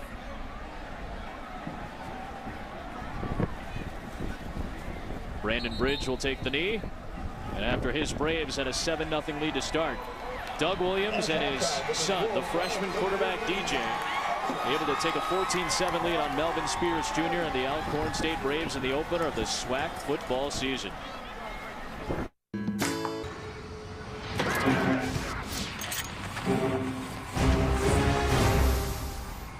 You're watching ESPNU College Football Primetime, presented by McDonald's for Shreveport, Louisiana, and the opener of the SWAC football season. Grambling leading Alcorn State 14-7 at halftime. Alongside Eddie Robinson Jr., Adam Amin on hand. Very impressive work from a couple of young quarterbacks. Brandon Bridge, the sophomore for Alcorn State, but DJ Williams in his first career start, a freshman quarterback playing under the auspices of his father, Doug Williams, the Super Bowl MVP. He performed pretty well in that first half. We have to like what DJ Williams did from the quarterback position. 10-14, but he also has the big 2 touchdowns and no interceptions. That's what you really like. And I also like the way he stood in there and he took the punishment. He took the big hits from the other team, and he still threw the strikes down the field. Well, let's take a look at how Grambling got to a better state in that first half, brought to you by State Farm. Well, we started off here with the fade route going down the sideline. DJ Williams going up top to Bakari Maxwell for the early score. Then right before the end of the half, he goes up once again to Mario Lewis for his 2nd touchdown of the day. And trust me, he's been in a football game. The guys took some big hits, but he's staying in the pocket. He's throwing with confidence. We look at the stats. Grambling, a lot more plays with 36 plays, only the 1 turnover by Alcorn State. But the rushing yards, Grambling with 42 and Alcorn is -10. I think that may be the big difference. Grambling has done a better job of establishing the running game. See only 1 first down in the first half from Alcorn State, and Grambling moving the football much more efficiently than the Braves did in that opening half of play. And a 7-point halftime lead for the Tigers on top of one of their rivals in the SWAC. Doug Williams, 2nd stint, first season of his 2nd stint as the head coach of Grambling. 7th year overall as the head of the Tigers, and getting to coach his young son DJ Williams against this Alcorn State team. Talked about the pressure that DJ might be facing. Doug Williams said it's not the pressure of necessarily being the son of Doug Williams, the Super Bowl MVP. It's the pressure of being the quarterback as a freshman at a program like Grambling, and to have to go into a conference game to start your college career. That's how the SWAC does it. It's got to be a pretty interesting scenario for DJ Williams to step into. Well, if anybody can handle it, you have to think that DJ Williams was in a position to handle this. I mean, he's been a ball boy at this Grambling State program with Doug Williams, his dad, probably his whole life. So he knows about the program. He knows about this big game. You know, but one thing Doug said, he's been in big games on the sideline and as a ball boy, but he hasn't been in front of 20,000 people where he has to take the snap and throw the football. So far, I think he's handled that pressure pretty well. And as Eddie mentioned, he is stuck in the pocket and has completed passes with a lot of pressure against him in this ball game so far tonight. 10-14. A 14-7 Grambling lead. Let's take a look at tonight's Bring in the Flavor, brought to you by McDonald's.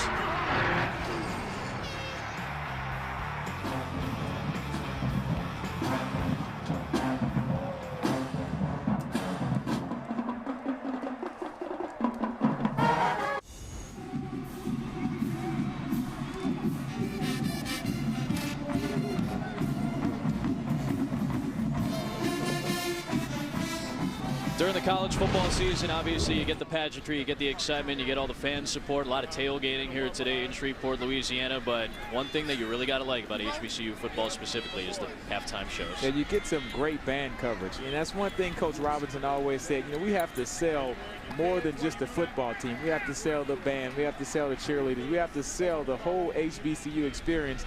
And come into this type of football game, you really get your money's worth. A lot of value for a family of 4.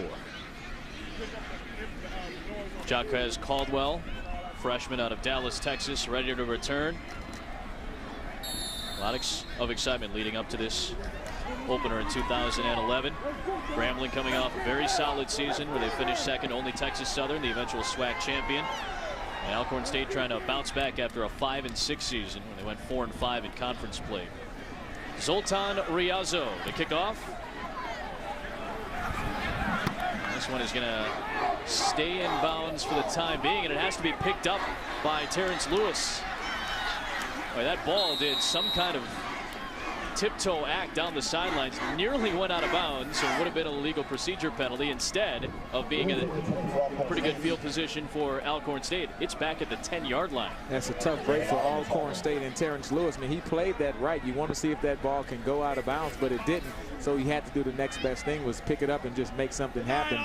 But Alcorn State is coming into this this third quarter backed up on their own 10-yard line with the wind blowing hard into their face. I don't think the rain is going to be as big a factor in this second half as the wind, which is blowing from left to right. Alcorn has the wind now, but in the fourth quarter they will not. Brandon Bridge last season against Grambling threw for 404 yards. Not as impressive here tonight against a very good Grambling defense. Anthony Williams, the tail of the tandem, getting the call on first down. He's stacked up shy of the line of scrimmage. Loss of 1 on the play, and you see those linebackers right away getting into the act. Gerard Spencer, the senior from Alabama, getting in on the tackle to start off this second half. This Grambling defense, they're really exerting their will. I mean, going into the third quarter after that one big pass play by Brandon Bridge for the touchdown, the defense of Grambling has really taken control of the line of scrimmage, moving Alcorn back. So you're going to have to come out with some stretch plays, maybe some quick pass plays, something to kind of move this defense off of that line of scrimmage, some play action, so they don't just tee off on your running backs, because they're playing the run extremely hard right now.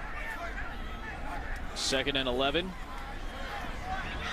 Toss play goes wide for Alcorn State. Ruben Duckworth, a freshman from Mount Olive, getting the call on 2nd down. We've seen a trio of running backs in this ballgame for Alcorn State. Both of these teams trying to replace solid running backs. Frank Warren, one of the greatest in SWAC history, but Alcorn State has to replace Gabriel Nash, who ran for over 600 yards last year. Second to him was Brandon Bridge, who ran for just over 600 yards. He was second to Nash last year. There's a big gap in the running game for Alcorn State. We saw that in the first half. Yeah, big gap in the running game, especially when you're going against a stingy defense like Grambling State. So now you're in a 3rd down situation, and we'll see if the Braves could convert. For the first time tonight. Bridge in the pocket, time to throw, lofts one to the sideline. 4th down coming up as Terrence Lewis was unable to squeeze it. You saw a handful of 3-and-outs in that first half from Alcorn State, and Grambling able to force another one to start the second. Great job by the Grambling defense coming in and stopping the run on 1st and 2nd down. That's what they want to do. They want to stop the run, force Alcorn State to pass on 3rd and long, and then you play good solid defense and you have your punt return team back on the field. You get another possession. Edward Patterson had the coverage, and now Kenneth Batiste try to get his hands on one. He's waiting back at his own 45. Grambling has had great field position all night long. Arturo Tamayo from the end zone. Good protection. We'll take a friendly bounce. It bounced around the 45-yard line. It'll push back to around the 34 or so. And Grambling will take over for its first offensive possession of the second half.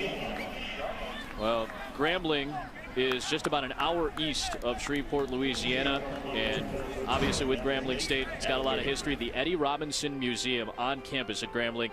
My partner had a chance to go there earlier today, and there's so much to look at the Eddie Robinson Museum. Well, Coach Robinson, here's a guy that is pretty much the epitome of what it means to be a great coach and a great American and a great citizen. And they've done him justice with this Eddie Robinson Museum. If you're anywhere close on I-20 in Shreveport, you need to check it out. Martin on the handoff on first down, a couple of yards on the pickup.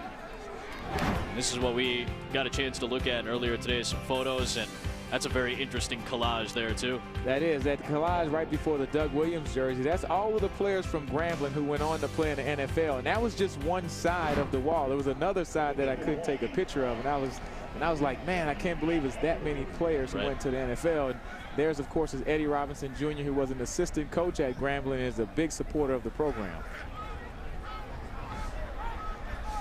2nd and 10. Martin the carry, and grabbed at his ankles by Kenny Roby. We saw Eddie Robinson Jr. down on the field. We've got Eddie Robinson Jr. up in the booth, and you guys had a chance to meet a little bit yesterday. Yeah, I know Coach Eddie Robinson Sr. and Jr., of course, and his wife Doris. So very familiar with the family from my days playing in the conference and at Alabama State. Just two classy guys. And I mean, Prussia, he loves this university just as much as his dad did. I mean, the Robinson family and Grambling State University pretty much goes hand in hand. Eddie Robinson Sr., 59 years at the helm of the Grambling program. And as we've already discussed, he pretty much put this Grambling program on the map. One of the icons of Southern football and SWAC football specifically. A lot of penalty flags in the first half. This will be another delayed game. On the offense, 5-yard penalty, remain 3rd down. This has been one of the kinks that DJ Williams has tried to work out. That's the 4th delay of game penalty. You said those penalties are against the whole offense. I think it is. It starts from the coach and from him getting the play into the quarterback communicating it to the players and getting up to the line of scrimmage and getting the ball snapped. Something that's easily correctable, but for tonight, those 4 penalties, that's really hurts. You go from a 3rd and 9 to a 3rd and 14. It's just that much harder to convert in those situations. A 3rd and long coming up from the 29-yard line. Pressure coming, screen thrown. Kenneth Batiste pushing past the 35-yard line. It'll be a pickup of 8 and 4th down coming up. So both teams will punt on their opening possessions here in this second half.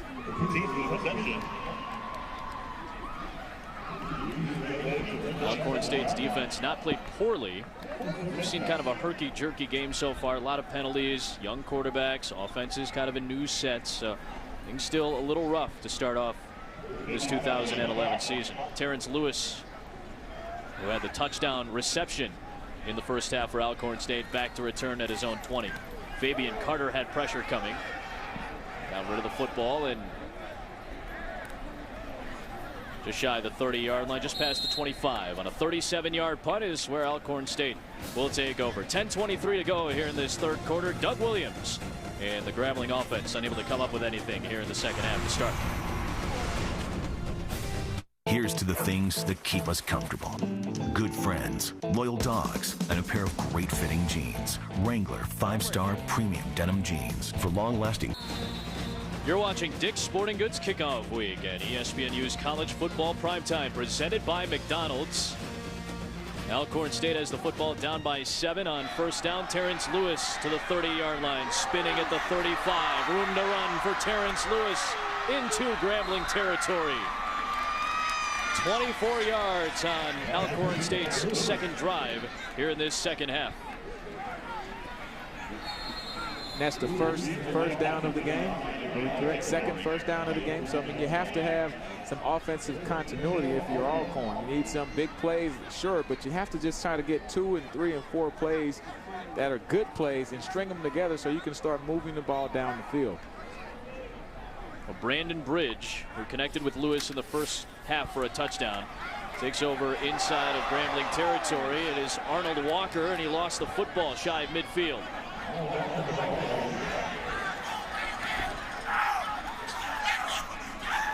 Grambling State saying they have the football, and out of the bottom of the pile, it's Antonio Leonard coming out with a football.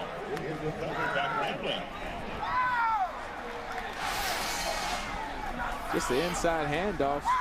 Not sure where the ball came out, but Antonio Leonard doing a great job. Yeah, big hit there in the middle of the pile, and Antonio Leonard doing a great job of wrestling for the football. And that's pretty much summarizes the offensive night of Alcorn. You have one big play, then you follow it up with a mistake. You just can't get any type of continuity going to string a couple plays together to make something good happen. The Southern Miss transfer punched it out and then recovered it. Kenneth Batiste is in the backfield for DJ Williams out of the shotgun from midfield. Great field position. He'll fire on first down. Van Phillips, his 5th catch of the day, and he's out at the 25. Beat Jaquez Caldwell on the coverage. Phillips has been DJ Williams' favorite target in his first career collegiate football game. He's been looking at 83 quite often. Just a nice touch route right on the sideline, keeping it there. On first down, looking to the sidelines again. Bakari Maxwell inside of the 10-yard line. Maxwell had a touchdown in the first half, and he sets up 1st and goal for Grambling. You know, we asked Doug Williams, the head coach at Grambling, would you have any hurry-up plays in those type of situations, which I didn't think he really would because he had such a young quarterback. And he's not really doing a pure no-huddle, but he's just speeding up the tempo a little and getting some plays in for DJ to make him feel comfortable. Grambling with 2 big plays of over 20 yards, forcing an Alcorn State timeout. Do you think these couple of big plays have really given DJ Williams that confidence? Do you think it's given Doug Williams the confidence in DJ Williams? Well, I think both of these guys, DJ and Doug, feel like he can go out there and make plays. Here is a really nice back shoulder throw. I mean, him and the receivers on the same page. Remember, he was there. He's a freshman quarterback, but he did go through spring practice with Grambling. And you have to have that time in between you and your receiver. And Bakari Maxwell, who already has a touchdown on the day, really in sync with the quarterback, DJ Williams. And it was Caldwell who was beaten twice, the freshman. Was beaten by Van Phillips on one play, and then Maxwell with that athletic catch on the second play. So all of a sudden, a drive that started at midfield is inside of the 10-yard line and at the 5. We saw this at the end of the first half. DJ Williams got the ball with good field position and 2 minutes to go.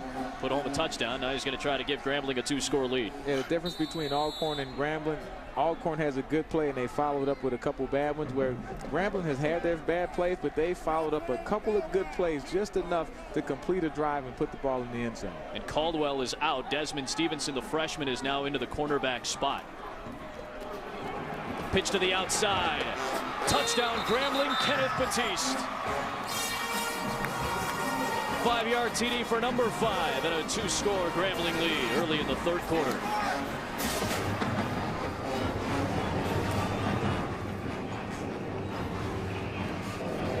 His first career rushing touchdown.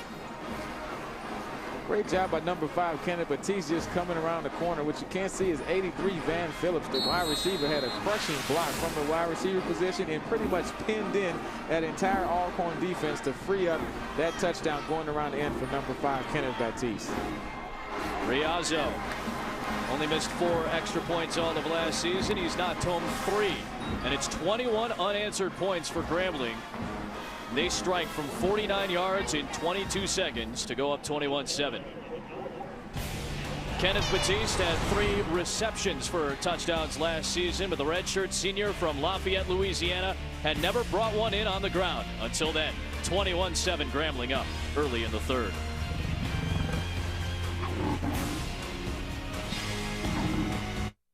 Behind every business is a what if. What if we designed an electric motorcycle? What if we turned trash into surfboards?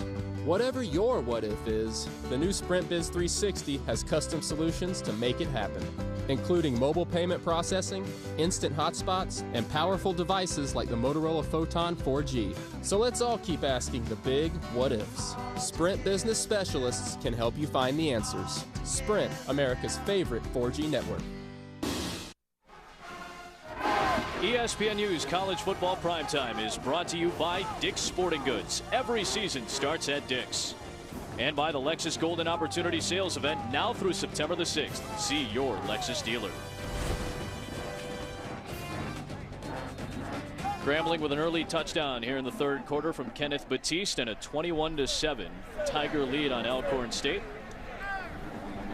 This has been a ball game that has seen its fair share of mistakes. Grambling has been on the side that has made fewer mistakes so far tonight. That's a perfect way to describe it. I was about to say the same thing. I mean, it's pretty much been a game of fewest mistakes. And although Grambling has had their mistakes and their penalties, they haven't had as many as Alcorn. And they took advantage of the fumble by Alcorn and put points on the board. And great field position to do it as well. Terrence Lewis from his own 18. Looking for space. Caldwell trying to give him a block.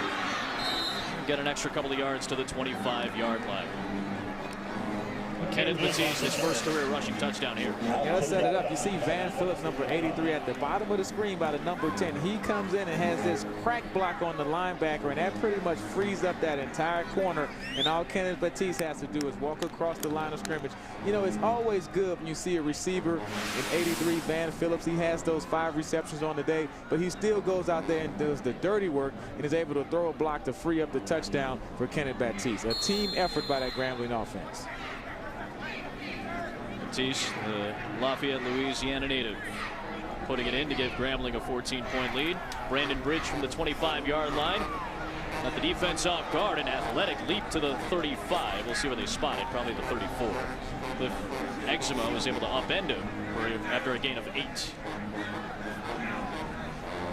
2nd and 2 coming up, and Alcorn State has struggled offensively today. Yeah, 9 drives, 22 plays, and no drive more than 3 plays. Of course, they had the touchdown, which they scored really quick, but they haven't had any type of offensive continuity.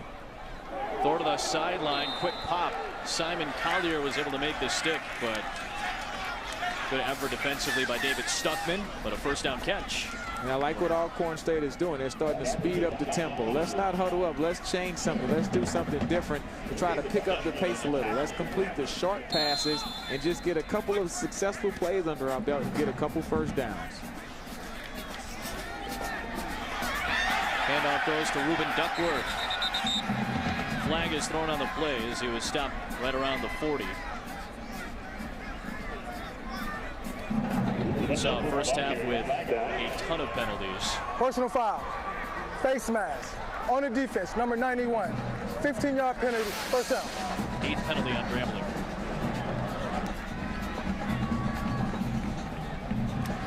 Devon Carter got his hands in on there on Duckworth. Well, you know what? That's one of those plays to me. It was kind of like an effort penalty, and you don't mind when the guy makes that type of penalty because he's trying to make a play with one arm, and he's just grabbing for anything, and he grabbed the face mask. So as a coach, you can say I can somewhat live with that as opposed to just a late hit or some unnecessary roughness penalty where you hit a guy out of bounds. I think with 8 penalties, you kind of have to make some kind of play at some point, right? 1st and 10 for Bridge. Fires to the far side. Caught by Anthony Williams out of the backfield and wrestled down. Be a pickup of 4. Grambling with a 21-7 lead, and Grambling is going to be competing for the SWAC title out of the West, Alcorn out of the East, both selected to be high up in their divisions. And our Facebook question on facebook.com/ESPNU. We want to know who you think is going to win the SWAC title this year. Texas Southern, the defending champions. And with the East-West format that the SWAC has, of course, you have that big championship game in Birmingham in December. So who knows? These two teams could tee it off once again. Blitz coming from Williams. Able to apply pressure on Bridge. Bridge able to get rid of the football, and Lewis almost had a pickup near the 15. Just out of his reach. And 3rd and 5 coming up. Bridge able to use his feet to keep that play alive. I think Brandon Bridge is going to have to take over this football game. Eric Hannon is going to have to take off and do some exciting things to get this Alcorn State offense moving to make some big plays. Now another 3rd down situation. They haven't had a lot of success on 3rd down, so we'll see if they do something with Bridge where they roll him out of the pocket or put the ball in his hands where he can make a big play using his feet or through the air. There's Melvin Spears Jr. Alma mater is Alcorn State in his first season as the head coach, a former offensive coordinator under Doug Williams at Grambling when Williams had his first stint with the Tigers. 3rd down and 5. 6th play of the drive, longest of the day. Bridge nearly intercepted.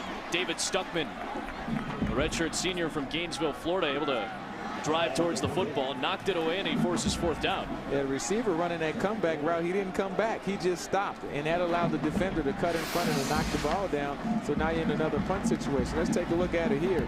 Bridge delivers the pass, and the receiver's just standing there waiting. and the defender cuts in front of him, you have to keep coming back. And that was number 6, Tolette George, the young freshman from Edna Carr High School out of New Orleans, Louisiana. He'll pick that up, but that's one of those things you have to put up with when you have the growing pains of playing a bunch of freshmen like Alcorn is trying to do on offense. Kenneth Batiste just had a rushing touchdown. He's back to return at his own 10.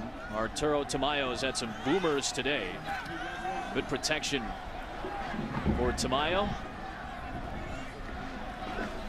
And he'll pin Grambling inside of their own 20-yard line. Kirk Herbstreit High School football returns to ESPNU tomorrow with a pair of games. At noon Eastern, St. Xavier takes on Pickerington Central. Then at 3:30 Eastern, Springfield and Upper Arlington. There's a lot of good high school football in the state of Ohio. You'll get a chance to see it tomorrow on ESPNU and ESPN3.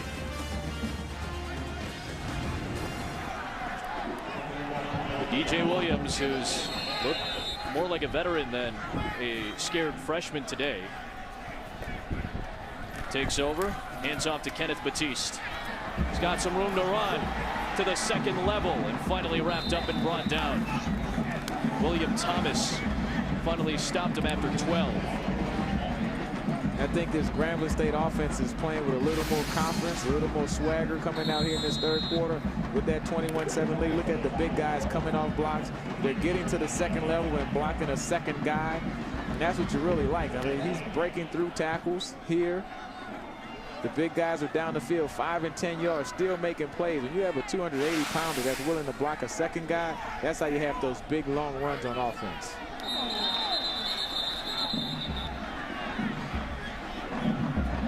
More penalty flags. It has been maybe the downside of this ball game for both sides, especially Doug Williams seeing his son perform well. False start on the offense. Number 70.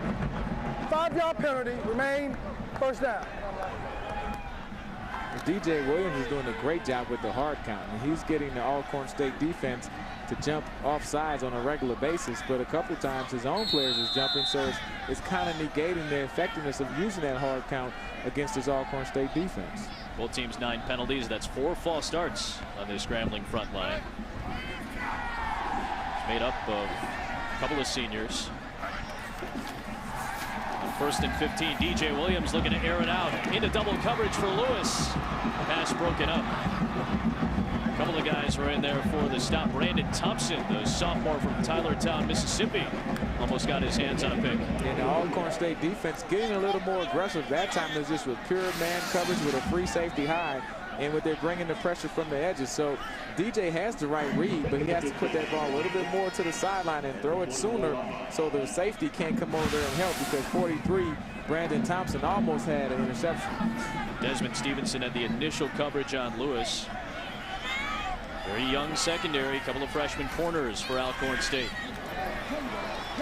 Batiste on 2nd and 15 out to the 35. Pickup of 11, and this is a very good second down play because it sets up a 3rd down and manageable with 6 minutes to go. Everybody likes to run the draw and screen on 2nd and long. Good job by Grambling executing the screen play. Now you get into a 3rd down situation where your quarterback can convert. Now I would expect that Alcorn would bring pressure on this situation, because when they've sat back and let DJ Williams complete passes or not make him feel uncomfortable in the pocket, he's done a good job of completing passes. They've had a lot more success when they've brought pressure against a young quarterback. Juwan Martin blocking out of the backfield for Williams, who fires incomplete. That'll bring up 4th down. Desmond Spivey, the intended target, and Brave is down.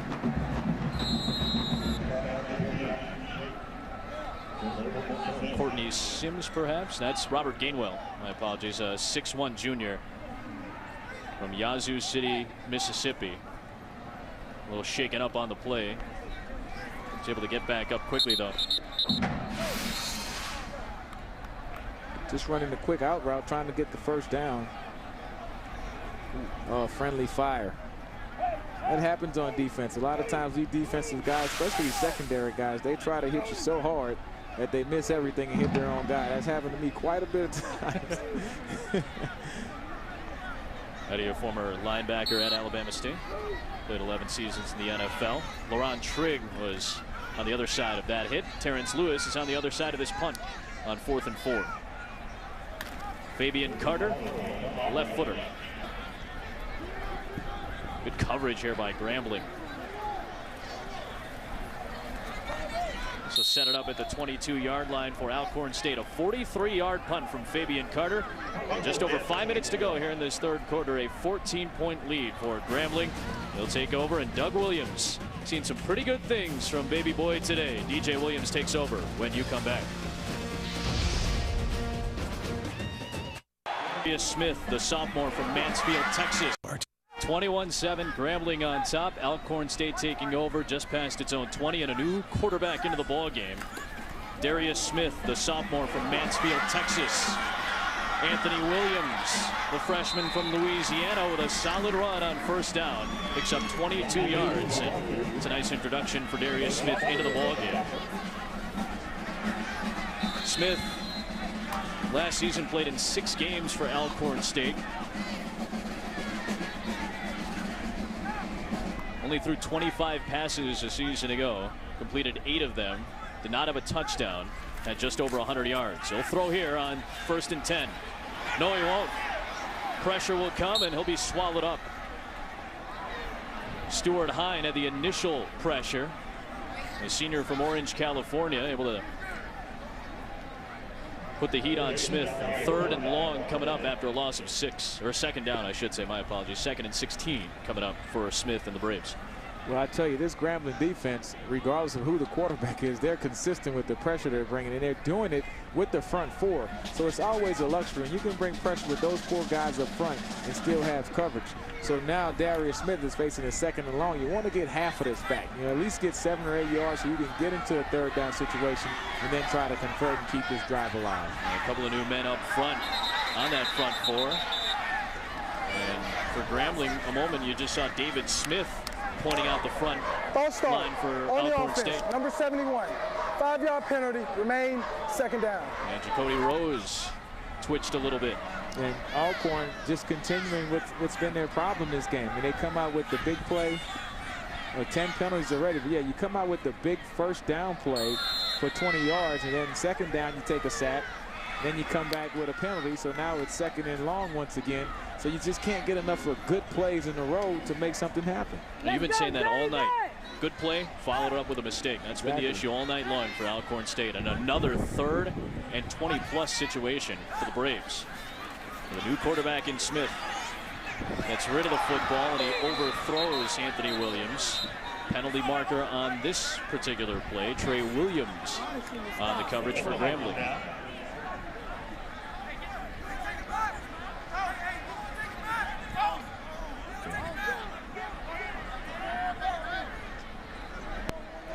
Holding on the offense, number 61. 10-yard penalty, remain 2nd down. Avis Shelton, a senior from West Point, Mississippi. It's going to push it back even further.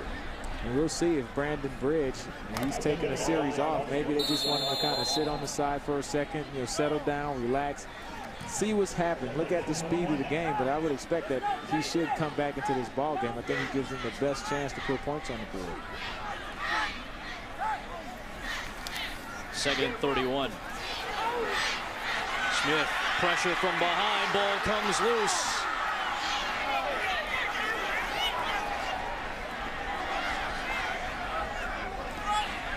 David Smith off the edge was able to punch the ball away from Darius Smith. And Alcorn State able to jump back on the football and recover. A young quarterback, Darius Smith, the pressure from Grambling. This is just a front 4 rush. These are 4 guys just going after the quarterback with good coverage down the field with the sack, knocking it out from the back. Alcorn is fortunate to get on that football, and now they're going to go back with Brandon Bridge. I think he gives them the best chance to put points on the board, so we'll see what he can do in this 3rd and forever situation. 2nd time we've seen over 30 yards on a 3rd down to go, and they will not get anything near that. They'll get 1 as Simon Collier gets the pass from Bridge, and a 4th down coming up, and another punt for Arturo Tamayo, who's had a very busy night tonight. We're going to look at Jacardi Carter on the defensive stop. And Melvin Spears is just fortunate to be able to punt in this situation. I mean, Alcorn, with those 3 plays, the penalties, they have a good play and a couple bad plays. So I think they just need to settle down and just try to complete a couple passes. I mean, Brandon Bridge has done it last year. He can do it again this year. You have to have that good drive so you can get that confidence and that good feeling going once again. Great punt from Tamayo. Kenneth Batiste. See this one sail over his head. Could not save it. Touchback. Excellent coverage, though. A 77-yard punt from Tamayo, his second of 70 or more tonight.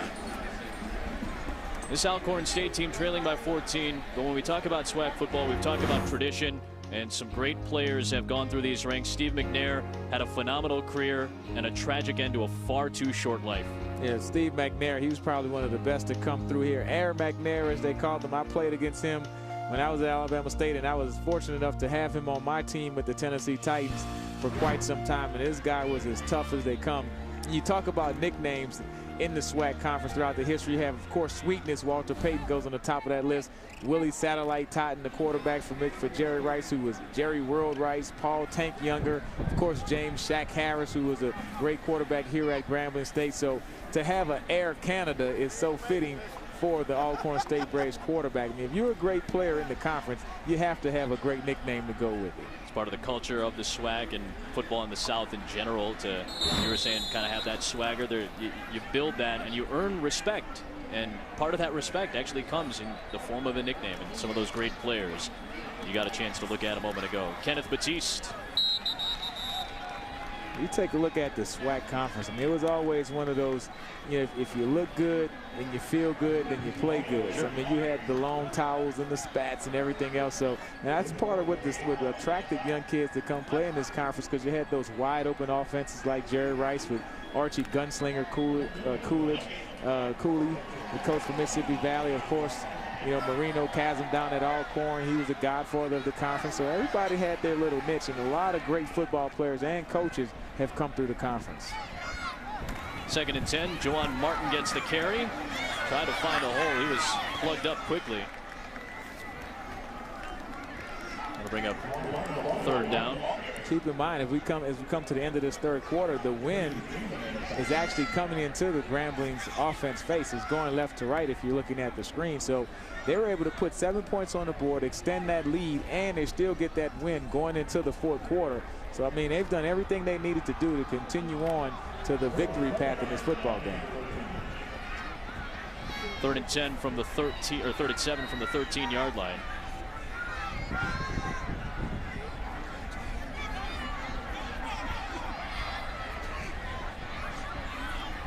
Pressure coming from Alcorn State, picked up nicely by the Tigers. Athletic play from Williams, better hold on to that football. He's wrapped up and brought down by Laron Trigg.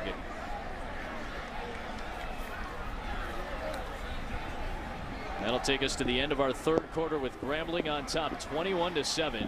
DJ Williams, in his first career collegiate game, they said he has never taken a snap in front of this many people before.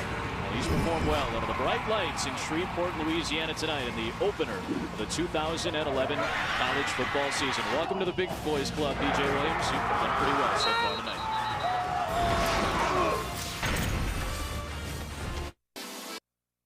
Call 1-800-658-6994. That's 1-800-658-6994.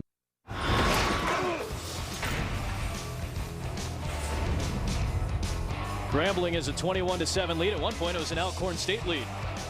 Absolutely. I mean, Brandon Bridge, he started off with the big 53-yard touchdown reception to Terrence Lewis. And you think, oh, here we go with the Alcorn State Braves. But DJ Williams responded with his first career touchdown pass to Bakari Maxwell. And right before the half, he came back with another strike going down the sideline to Mario Lewis to give him a 14-point lead. And finally, to cap up the scoring, going around the left end was number 5, Kenneth Batiste. And as we stand now, it's a 21-7 Tiger lead going into the 4th quarter. DJ Williams with a very solid performance in his first career collegiate game. 14 for 20 on the night. 4th and 1, but Grambling will punt it away. Terrence Lewis wobbling in front of his own 20-yard line and trying to get some room along the edge. Terrence Lewis popped out of bounds shy of the 45. And it'll be Alcorn State football. with 14:45 to go here in this fourth quarter. Welcome into our broadcast booth. Eddie Robinson Jr., Adam Amin on hand. Pretty impressive performance from DJ Williams tonight. He's really been the story because he came in as the story. Son of Doug Williams, got that big pedigree to live up to, but so far he's done more than enough tonight to get his Grambling Tigers in front. Absolutely. I mean, with a 21-7 lead, I mean, the pressure is what he's put on himself. He wants to be the best quarterback at Grambling State University. He's not concerned with being the son of a Super Bowl champion quarterback and all of those fancy things. And I think he's really earned the respect of his teammates tonight by taking the big hits and throwing the touchdowns and making the plays. On 1st and 10, a throw to the flats. Not much room to run for Alcorn State.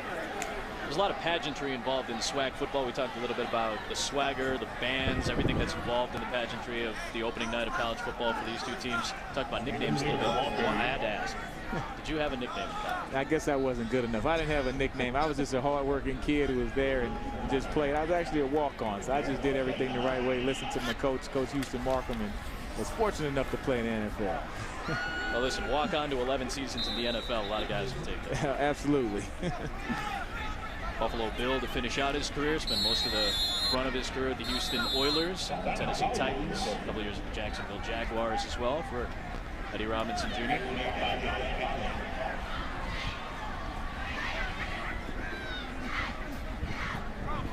It's an injured Grambling State Tiger on this play.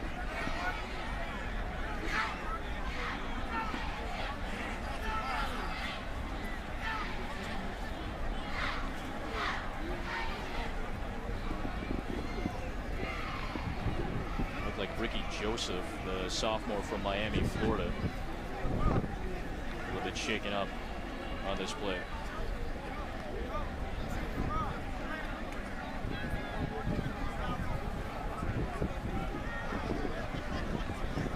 This is a crucial possession for Alcorn State. I mean, of course, going into this fourth quarter, you're down by 2 scores. You can't wait.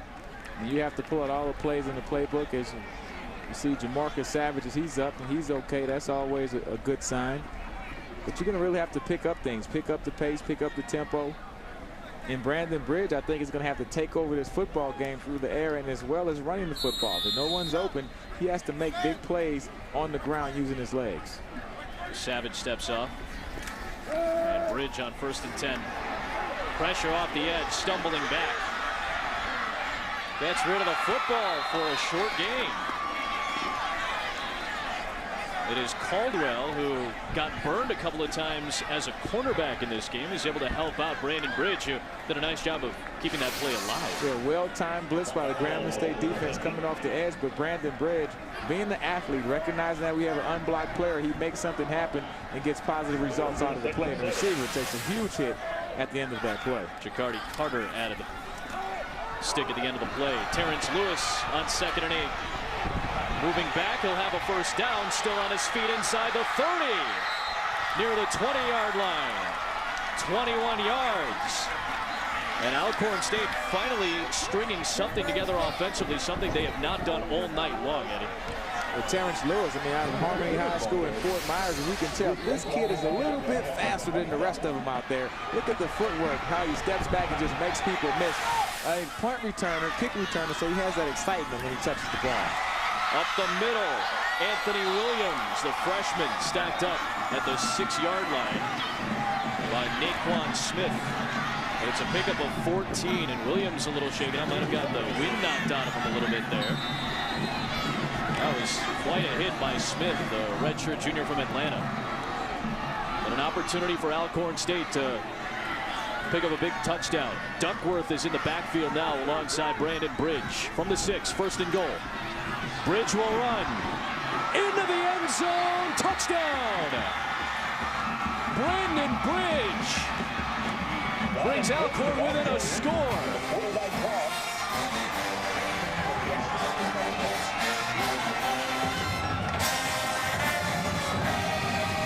We talked about nicknames, and of course Brandon Bridge, his nickname is Air Canada, and I think you just saw why. I mean, he's really taking matters into his own hand, putting this game, putting this ball into the end zone with the quarterback draw.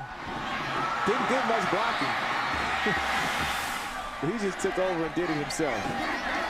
Arturo Tamayo bring it within 7. Pressure came, Tamayo got it off, and it's a 1-score ball game. 7-point game after number 7 goes high in the air. Brandon Bridge did it with his feet all season long last year. You know this kid can move on his feet. Able to leap over the defense of Grambling State. It's a 7-point game in the 4th quarter from Shreveport. Break down college football's top 25 with the experts. We've got a ball game in the opener of our 2011 SWAC season. Dick's Sporting Goods kickoff week and college football primetime presented by McDonald's. A 21-14 Grambling lead in Alcorn State. Eddie, you mentioned it. Brandon Bridge is going to have to take over this game, trying to do it in the 4th quarter. He just put up an incredible touchdown a moment ago. Yeah, he's that type of kid. He has that type of talent. He goes by the name of Air Canada. He showed you why. He can throw the football, but he can also run it. He's going to have to use all those skills today in order to will his team to a victory. And he's the type of kid that he can put the rest of the team on his back and get you to the end zone. This was a play a moment ago. Design quarterback drop. Brune Foster went low, and Air Canada went very high. Yeah, and Bruno Foster is a good defender. He's been in this conference, had a lot of big hits, had some today. But give Brandon Bridge credit. He put his eyes on the prize, and it wasn't going to be denied. That's a pretty good kick from Tamayo into the wind. Back at the 10, it's David Stuckman out to the 30. Still on his feet somehow. Finally, they'll whistle the play dead near the 33-yard line. 23-yard return for David Stuckman. So that wind was blowing right into Tamayo, able to get a decent kickoff, good return. And now Brandon Bridge will have to watch from the sidelines as his defense looks for a stop. The Mississauga native, Southern Ontario. It's the Toronto area. Pretty good population, almost 100,000 people from Mississauga. It's not a small town. Brandon Bridge making an impact at Alcorn State. Sophomore season for Bridge, trying to build off a pretty solid freshman year. You have to wonder if that one series where coach took him out, Melvin Spears, let him sit on the sideline for a couple plays. Hey, let's see what's going on, and hey, go back out there and go get him. Batiste in motion. He gets the handoff. Good run for Batiste. He stumbles past the first down marker. 11-yard pickup for Batiste, who's already got a touchdown in this ball game. And Batiste, another young guy trying to make an early impact in his career. Kind of reminds me of one of those old Eddie Robinson wing T plays where you just have a guy coming in motion and just like an end around with the big guys out front pulling and making blocks. And Batiste almost broke one for a big game. Batiste picked up his first career rushing touchdown tonight. It's the handoff. Tripped up past the 45-yard line. 3-yard pickup, 2nd and 7 coming up. Watch BCS Countdown on ESPNU each Monday night as our experts provide an in-depth analysis of the BCS contenders and where each school stands after the first weekend of college football. BCS Countdown presented by Allstate on ESPNU, Monday at 7 Eastern. This front 7 for Alcorn State is going to really have to step up. You can tell Grambling is going to put emphasis on ball control, running his football, taking some air out of this game. That front 7 is going to have to really step up and make some big plays. Maybe one of the best front 7s in the conference. This is a big 2nd and 7 coming up right now. Absolutely. Grambling has all 3 timeouts to work with. They'll use one here. We've seen a handful of delay of game calls, 4 of them as a matter of fact on Grambling already. A new offense being put in place by Doug Williams. 2nd stint, 7th season overall as the head coach of Grambling.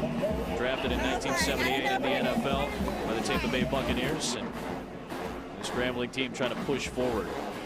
A lot of all-conference selections on this Grambling team and on this Alcorn State side as well. Casey Terrio, the quarterback of Jackson State, expecting big things out of him over the course of this season. You got to look at Sanford Banks, right tackle for Grambling. He's on that list as well. And over on the defensive side of the football, Cliff Exuma came back. He's a grad student, one of the top defensive players in the league for Grambling. And Moses Ellis had 8 interceptions last year for Prairie View A&M, led all of FCS football in that category.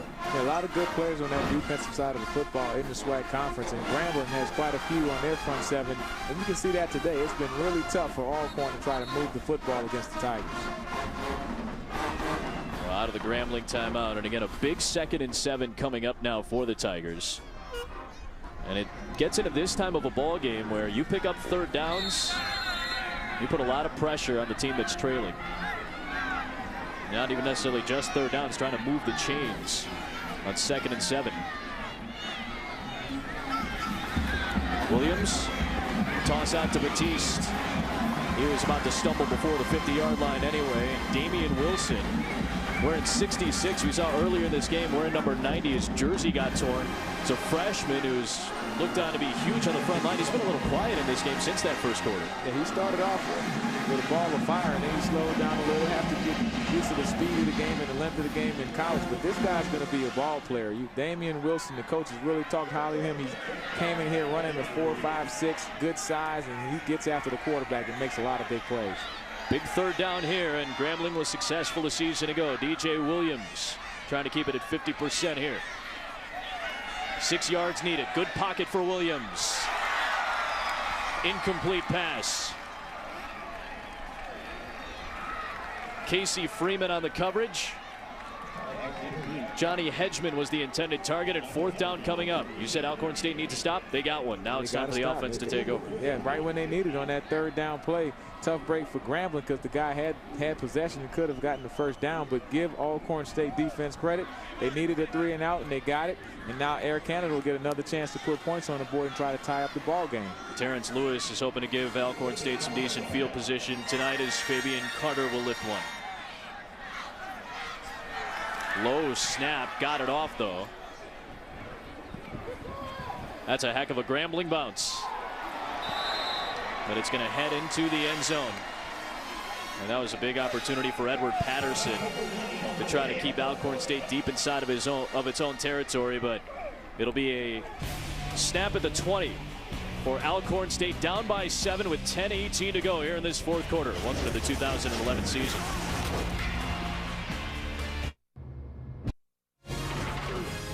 ESPNU's College Football Primetime is presented to you by McDonald's. McDonald's, I'm loving it. And in part by the Capital One Venture Card with double miles on every purchase every day. Along the banks of the Red River, we've got a nice shootout going on here tonight. Brandon Bridge takes over with his team down 7. Number 7 past the 30-yard line.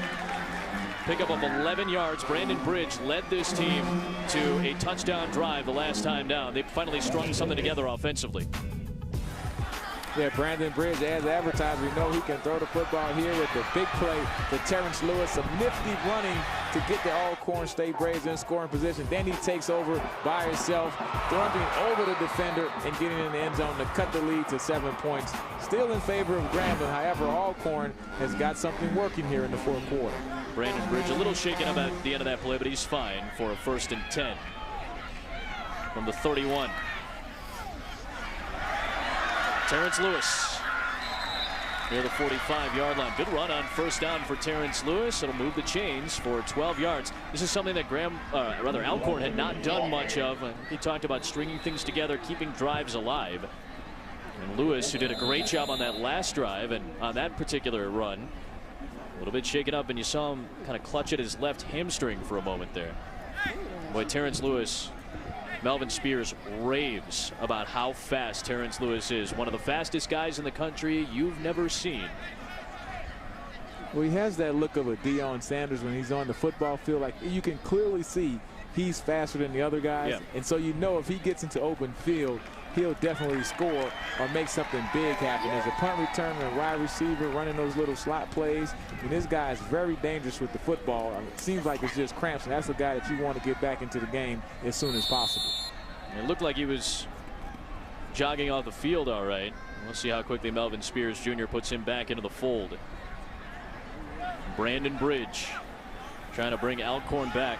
This is a team that struggled scoring in the 4th quarter last season. 43 4th quarter points all of 2010. Empty backfield, quick throw for Bridge. Got his man. That's the freshman, number 6, Tolette George.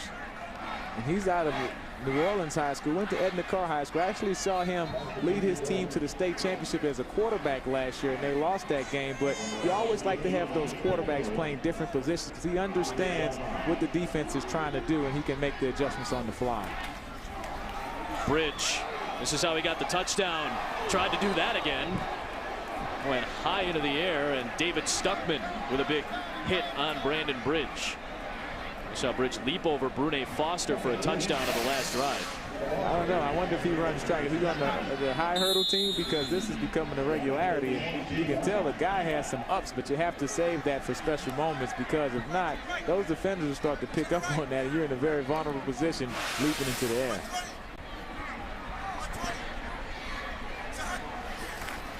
Terrence Lewis back on the field after being shaken up a couple of plays ago. No gain on 2nd and 7. That'll bring up 3rd down, and a big 3rd down coming up for Alcorn State. With 8.5 to go here in this 4th quarter. From Shreveport, Louisiana, Grambling with a 21-14 lead on Alcorn State, the opener of the 2011 SWAC season. Grambling with Doug Williams at the helm. 2nd stint. Meanwhile, Melvin Spears Jr. back at his alma mater as well. Adam Amin, Eddie Robinson Jr. on hand. And Alcorn State being down for most of this 2nd half, looking for a comeback. Bridge evades pressure and gets rid of it. It was deflected. Edward Patterson was there to deflect the pass away, but a flag is thrown, and this has been a theme over the course of the night in this SWAC opener. A lot of penalty flags. Holding, 67, offense. 10-yard penalty, replay 2nd down. Trenton Livingston with a busy night tonight. That's been the Achilles heel for Alcorn State. A couple good plays on this drive, then you get a holding penalty. We'll see if they can overcome the penalty. They have 2 down, 2nd and 3rd down. They need a big play here to get themselves into a manageable position on 3rd down. They'll empty it out for Brandon Bridge. He's always a threat to run, even with the empty backfield. 2nd and 20. And timeout is called. It'll be an Alcorn State timeout. Their 2nd of this 2nd half. Monday, Jesse Palmer and David Pollock provide an engaging and interactive look at the past week's action, and they'll set the scene for the upcoming week's big games. Strap yourself in for an entertaining and opinionated 3-hour college football forum, the Palmer and Pollock Show, on ESPNU at 1 and 10 Eastern Monday. College football lives here every day on ESPNU. Grambling scoring 21 unanswered points to go up 21-7. And as we talked about, Brandon Bridge with that touchdown drive on Alcorn State's last possession.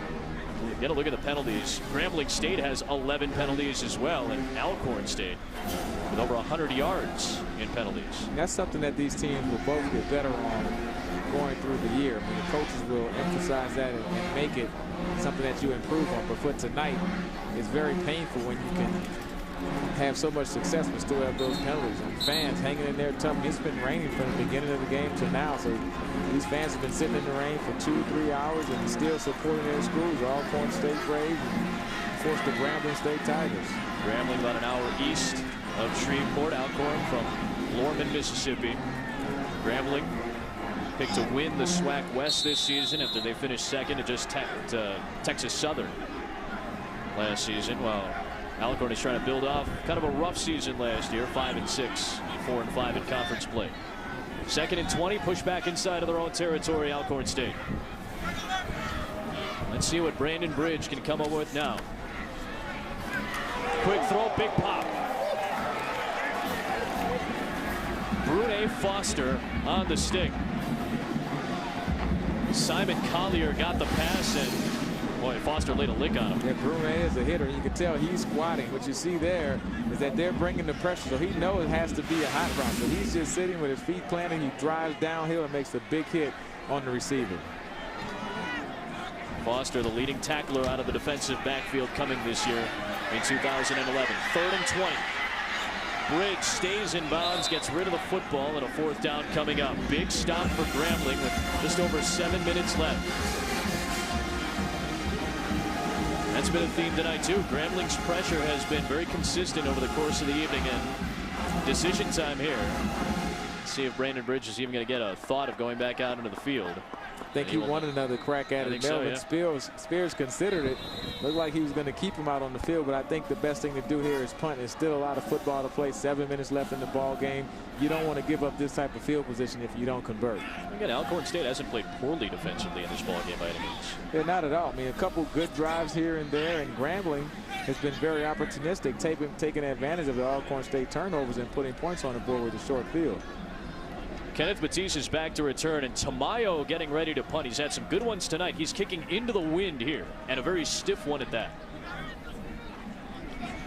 Melvin Spears said, offense fills the seats, defense wins games, but special teams wins championships. I thought that was a very interesting quote from Melvin Spears Jr., and he puts a lot of pressure, not necessarily, but there's a lot of weight on Arturo Tamayo's shoulders as the punter and as the kicker for this team as well. Yeah, absolutely, but you have to have that, because in these type of games, these close games, 7 points, Please 3 reset points, the game clock.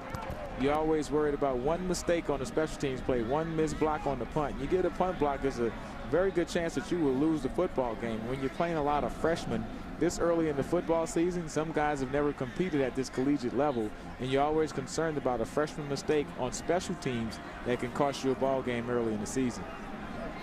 You get a look at Melvin Spears Jr., who was an offensive coordinator for 3 seasons and then took over as the interim head coach after this man, Doug Williams, left Grambling. These two guys are first cousins. They know each other very well. They grew up together.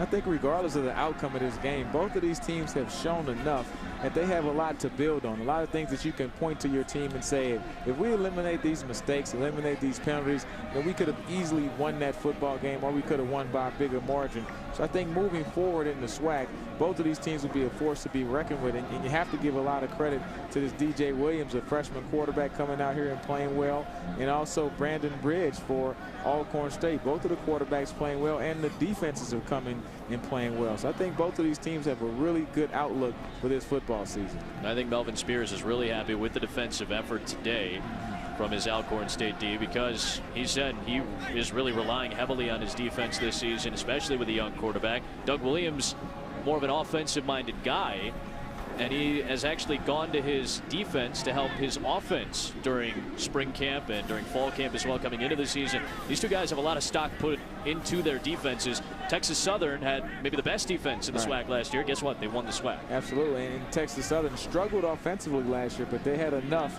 on the defensive side of the football to get them to the SWAC championship game and win. But let's make no mistakes about it. I mean, Doug Williams is a quarterback. He wants to throw the football and make big plays.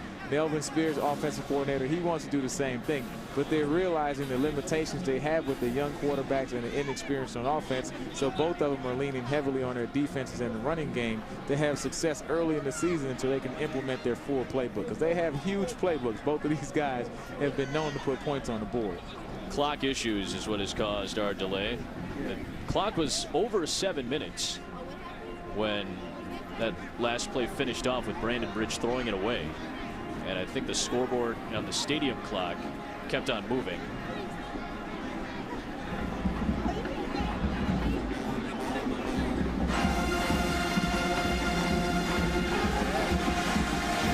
Brendan Livingston, who's already on a busy night, throwing a lot of flags, going to try to sort all this out. Doug Williams going to get an explanation.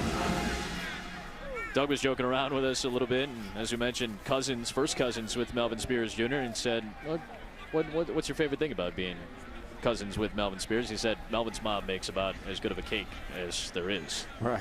These two guys spent summers together. Their mothers are sisters. They spend their summers at Mama B's house. Both their moms are in attendance tonight. We're here was on the field for the coin toss, actually, which I thought was very nice. Very nice. It is a family affair. They were on the field earlier, as Eddie mentioned, but they're up in the suite levels now. State drive for the most part of this night tonight. And Doug said he talks with Melvin a couple times a week. Yep. It's not a lot about football. It's just, I mean, those guys are friends, like you said, cousins, and they have a lot in common other than football. They work together. So, but once the whistle blows, it's full competition. And you like nothing more to beat than your friends and your relatives and your cousins. You get to brag all year long at the family reunions, picnics, and everything else. So, I mean, it's a lot of competition going out on this football field. So after all that, the clock sitting at 7:08. About 11 seconds ran off from where it originally was. Tamayo into the win with a very good punt. Excellent punt from Arturo Tamayo again. Here's one of the ways special teams can win you a championship. Pinning your opponent deep inside of their own territory. That's what's going to be going on for Grambling with under 7 minutes to go, up by 7. We've had a great first weekend of college football here in 2011, and guess what? We got more of it for you next week right here on ESPNU. Central Michigan and Kentucky getting set to go at noon Eastern next Saturday. Stanford against Duke. A lot of pressure on Stanford to pick up a non-conference win in a stacked SEC, and then Bethune-Cookman will square off with South Carolina State. Kenneth Batiste on first down. 3-yard pickup, 2nd and 7 coming up. Kenny Roby is up there on the front line for Alcorn State, along with Carrington Alisay, freshman from American Samoa. You see 94. Maola Maluga, also a freshman from American Samoa. Very interesting connection. Melvin Spears Jr. was able to get a couple of sought-after prospects. 2nd and 7. Batiste. Room on the edge to the 15. Flag is thrown.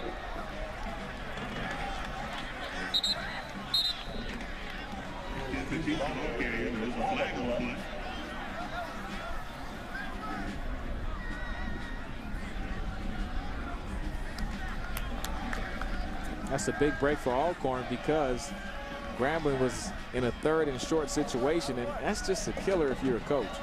And you work hard on 1st and 2nd down, you get into that 3rd and short, and then you get a holding penalty when you're trying to just milk this clock, take some air out of the game, run the football.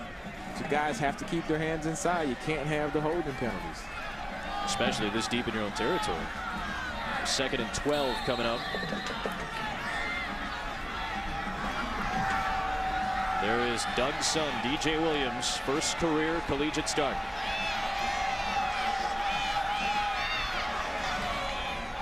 Pressure being shown by Laron Trigg. Picked up nicely by the front line, deep down the sideline, incomplete. 3rd and long coming up for DJ Williams. Mario Lewis was the intended target, and Williams has been hurried often tonight. He's, to his credit, stood in the pocket and taken the punishment, but his front line at times has had a couple of leaks. Well, you know, we talked about that with Doug Williams. You know, what happens when your son takes a big hit? Do you go from coach back to daddy? He said, hey, man, get up. Don't hit my son that hard. But he said he took a hit last year when he was at the prep school over at Hargrave. And he said he told him, hey, you show your son that tape to my older sister, Ashley, so she can know that I'm a tough player and I can take it. And today he's definitely taking the tough hits and shaking them off. 3rd and 12 coming up for DJ Williams. Handoff to Batiste. Won't be enough for the first down. They're just trying to push forward a little bit and burn a little bit more clock. Alcorn State doesn't want to use that final timeout with under 6 minutes left. They want to save that for their offensive possession. It'll be a punt for Fabian Carter coming up. How about Batiste? 85 yards on the ground tonight, including his first career rushing touchdown. And he's off the field, as is the Grambling offense. And Alcorn State could have good field position here. It's going to be up to Fabian Carter to try to put some good foot into this one, with Terrence Lewis waiting back at his own 40-yard line. Terrence Lewis has to make sure that he can catch this punt. He's let a couple of them hit and roll. He's led to some really big punts today. This is a pretty solid one. Lewis at the 40. Good coverage that time from Grambling. Brune Foster able to come up and make the stop. A little help for Grambling as well on that coverage unit from E.J. Terry. Let's see if Alcorn State has it in him. Brandon Bridge with his club down 7. 5 minutes left in the opener of 2011. Also get a 276. 5:06 to go, and college football primetime presented by McDonald's has a good one for you in the opener of the 2011 SWAC season. Brandon Bridge able to lead Alcorn State on a touchdown drive a couple of drives ago. Now trying to tie the game. 1st and 10 and time to throw. Complete just shy of midfield to Dante Parker on a pickup of 5 yards. 2nd and 5 coming up with under 5 to go. And there's number 5. Dante Parker, a junior out of Arlington, Texas. When you're running this 2-minute offense, if you're Brandon Bridge, you don't worry about scoring a touchdown. Just get completions. Just try to get first downs, have positive plays. Just move down the field. You have lots of time, over 4 minutes to play. Empty backfield. We've seen this often. Bridge steps up and delivers. Good catch by Parker. Bobbled and got inside of the 40-yard line after he corralled it. A couple of catches for Parker. That time a dozen for a first down. You see if Grambling makes the adjustment. What Alcorn is doing here, running the 4 wide receivers deep. They're just letting Parker work the middle of the field with the one-on-one isolation with the linebackers. In the last 2 plays, he's been successful. Inside of the 40-yard line, 1st and 10. They call him Air Canada. He's got options through the air. Terrence Lewis to the 35-yard line on 1st down. A pickup of 4. 2nd and 6 coming with 4 minutes left. We've seen Brandon Bridge start to find that comfort level a little bit. We talked about DJ Williams, the freshman, finding that zone as well. Bridge might be finding that right now late in the game when they need it. And you know, it's amazing. A lot of quarterbacks, once they get into this 2-minute situation, they complete a couple passes. It's just like quick to make it happen. Another quick toss. Lewis stays on his feet to the 30-yard line. Eczema finally gets him. But a 3rd and very short coming up on a pickup of 5 yards for Terrence Lewis. Graham's going to be comfortable. They'll give up those short plays and just see if they Alcorn State can either make a mistake or they make a big play. The time is definitely on the Tigers' side, but as they get down closer to the red zone, we'll see if they bring pressure like on this 3rd down situation. Trying to convert on 3rd down for the first time tonight. 0 for 10 on 3rd down, and Bridge rushed to throw to Lewis. He had that when he was wide open. The Grambling State defense had him uncovered in the slot. That would have been an easy 1st down and a lot more. You can see Lewis is just standing there. Just have to make a nice, easy throw. That's when he wish he could get back. What do you think, Eddie? You think you go for it on 4th down and short? Yeah, you have to. I mean, on the 30-yard line, the punt would do you no good. And plus, only 3 minutes left in the game. So you have to come up with your best power play, or you roll out and keep the hands into your talented quarterback, Brandon Bridge. This is what they did on 4th down a season ago. Ruben Duckworth is in the backfield. Deep back with Bridge under center. Duckworth the call. Grambling the stop on 4th down.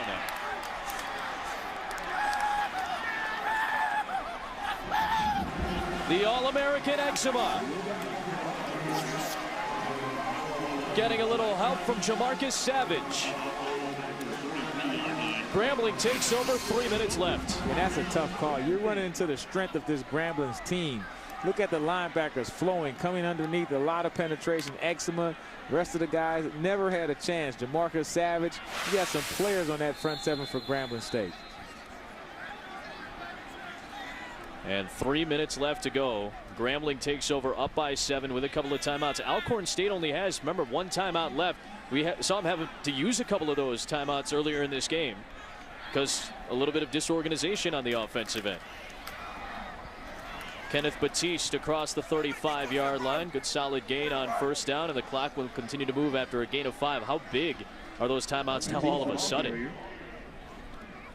In a tight ball game, timeouts will always come back to haunt you. It seems like it's the cliche of announcing, but when you burn those timeouts early on miscommunication plays, 4th quarter, you always wish you still had them. 2nd and 6 coming on the 37-yard line for DJ Williams. He's now just trying to manage the final 2.5 minutes. Up by 7, pressure coming. You see Laron Trigg up on the line. Pitch goes to Batiste. Good coverage from Alcorn State's defense. Jamison Knox from the cornerback spot making the stop.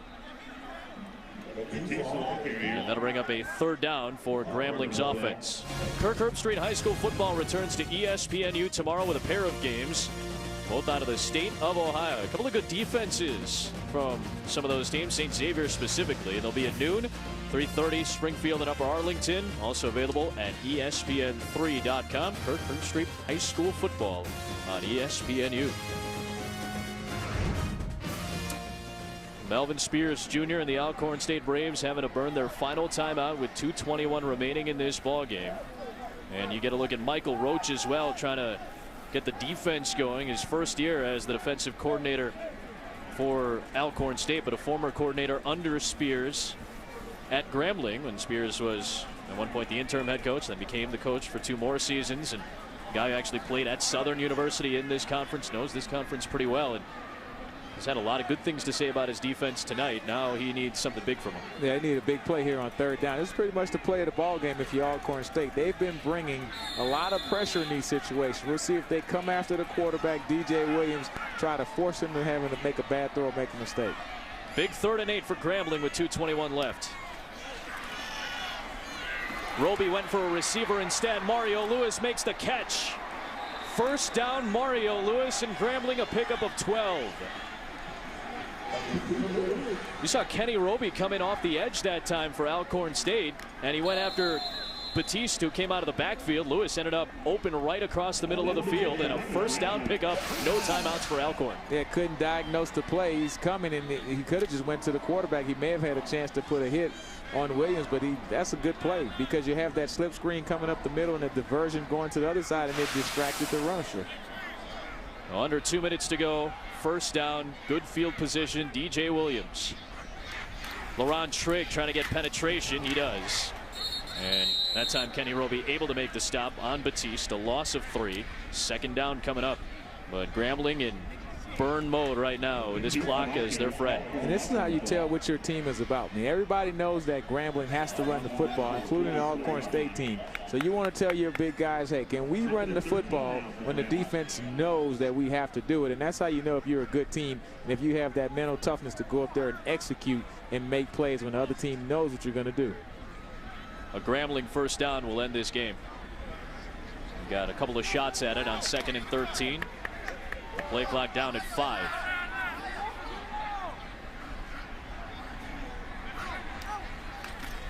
Just got it off in time. Williams tucks it. Trigg pushes him down, as does Jermaine Turner. DJ Williams, his 1st career collegiate start, under the watchful eye of his father, Doug Williams. What a pedigree for Doug Williams, and what pressure. No matter what you say, there's pressure. Whether it's DJ Williams being the son of Doug Williams, whether it's DJ Williams taking over at Grambling, a storied program, whether it's DJ Williams being a young kid as a freshman, a true freshman, taking over as a quarterback of a collegiate program. I don't care what anybody says. There's pressure on that kid, and he really stepped up today. Yeah, he performed well. I mean, but if you notice DJ Williams, I mean, I've been around this kid, I mean, for quite some time as a young player. You know, seeing him as a ball boy at the banquets, he was always right in Doug Williams' hip pocket. So you have to think it's no way he couldn't have learned something just being in the meetings in the locker room all those times as a young kid around this Grambling State program. And you can tell. You look at this 2nd down play. You have a true freshman quarterback. How many people would run a bootleg in that situation and trust him to make the right decision? If nobody's wide open, you just take it and slide and keep the clock moving, stay in bounds. So he's been doing all of the right things that a senior guy, a veteran quarterback, should do as a freshman, and you really like that. First couple touchdowns tonight. One to Bakari Maxwell, one to Mario Lewis as well. 3rd and 13. Batiste stacked up. Kenny Roby's there. He's getting a little chippy down the stretch. These two teams. Grambling picked to win the West. Alcorn picked to finish 2nd in the East. And Melvin Spears and Doug Williams, cousins, good friends, both of them said you could be looking at a rematch between these two teams in December for the SWAC title game. Doug joked around, though, and said, yeah, we're fine with that. We'd love to see him as long as, you know, we win. So. Yeah, he said as long as we win this one tomorrow and as long as we win again in December, if we would happen to play the Alcorn State Braves. A lot of football left in this young season, but both of these teams have showed enough to know that they're going to be contenders. It's going to take something big with under 10 seconds to go. Terrence Lewis let it head out of bounds. 56-yard punt and maybe one shot down the field with 4 seconds remaining. It's got a little interesting for a moment down the stretch of this ball game. Make no mistake about it, this is a rivalry game. Yeah, give Alcorn State credit. I mean, they were down 21-7, and that offense was really sputtering, a lot of penalties and mistakes, but they did come back. They fought, you know, under the leadership of Brandon Bridge to get another score. cut it to 21-14 and had a couple possessions where they had a chance to put points on the board and tie this game up. On a big fourth down play, just couldn't convert. Alcorn State has had a couple of huge plays today. Total offense, Grambling only outgaining Alcorn by 20 yards in this game. But think about all the third downs that have failed for Alcorn State in this ballgame. 0 for 10. Failed to extend some drives. Saw it a moment ago on a 3rd and 1 on an open receiver. Brandon Bridge just overthrew him on a screen. We'll have a shot down the field. Everybody back in a prevent defense. Brandon Bridge is going to need his feet. Air Canada takes off. Brandon Bridge down the sideline. Wrapped up, brought out by Naquan Smith, and that'll take us to the end of this ball game to kick off the 2011 SWAC season. Back at the helm, Doug Williams beats his first cousin, Melvin Spears. 21-14, Grambling wins. And in his second stint as head coach, Doug Williams trying to continue the success. A family affair tonight, certainly.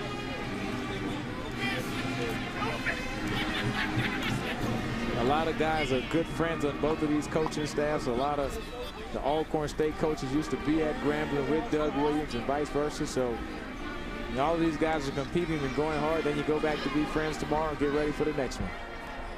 We're saying Doug Williams with an opportunity to snap that opening night losing streak to Alcorn State.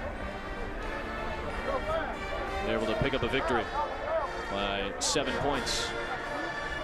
It's time now for tonight's Lexus HBCU post-game report. And a 21-14 victory for Grambling tonight over Alcorn State in this rivalry matchup. Welcome back into our broadcast booth with Eddie Robinson Jr., Adam Amin on hand, and a couple of teams tonight that just know each other so well. You knew that it was going to be a war, as both coaches talked about. They know each other well. They know these programs well, and it's the SWAC opener. It's a lot riding. This is conference play from the get-go. Both of these teams really wanted it tonight. A couple of young quarterbacks. I think it was interesting that the younger quarterback, DJ Williams, son of Doug Williams, put down a very impressive performance to give Grambling the win tonight. Yeah, DJ Williams, of course, he scored the 2 touchdown passes, and more importantly, he got the W for Grambling State. Brandon Bridge, I mean, he was a little off on this game, came back and showed something in the 3rd and 4th quarter. I think both of these teams have a lot to play for, and I think both of them will compete going down the stretch in this SWAC conference. Well, a 21-14 victory. We've had a lot of interesting plays over the course of the night. Some early touchdown strikes. Terrence Lewis on the other side of a Brandon Bridge throw got flushed out of the pocket and just tossed a gorgeous one to the end zone. But then DJ Williams, Eddie, you said this is important. They responded right away. Well, DJ Williams came right back with a big touchdown pass up the sideline, and right before the half, another one with only a couple minutes left, he throws another strike down the sideline, and here is a big run coming into the end zone right at you to give them a 21-7 lead by Batiste. But still, Brandon Bridge does this play. Air Canada going into the air to cut it to 21-14. But in the end, Alcorn State just ran out of steam and couldn't do enough to catch up with their rival, the Grambling State Tigers. DJ Williams in his debut performance, 16 for 24 with a couple of touchdowns. Bridge tried to take over the ball game, had some opportunities late. And you saw Kenneth Batiste with his first career rushing touchdown. Well, DJ Williams, the son of Doug Williams, obviously. We mentioned how well Doug and Melvin know each other, but DJ and Melvin obviously have a great relationship as well, and you saw them at the end of the ball game tonight. DJ Williams, I think, made a pretty nice impression on Melvin Spears Jr. There's Papa, pretty proud of his little boy tonight. 37 years ago, Doug Williams took over Grambling as the true freshman at the quarterback position tonight. He watches his son lead Grambling to a victory. Once again, our final score from Independence Stadium, Grambling 21, Alcorn State 14. Coming up next, we'll send you back to the studio for Sports Center U. This has been a presentation of ESPN, the worldwide leader in sports. For our entire ESPN crew and Eddie Robinson Jr., Adam Amin saying good night from Shreveport, Louisiana. Let's take it to Sports Center U. Welcome to the 2011 season.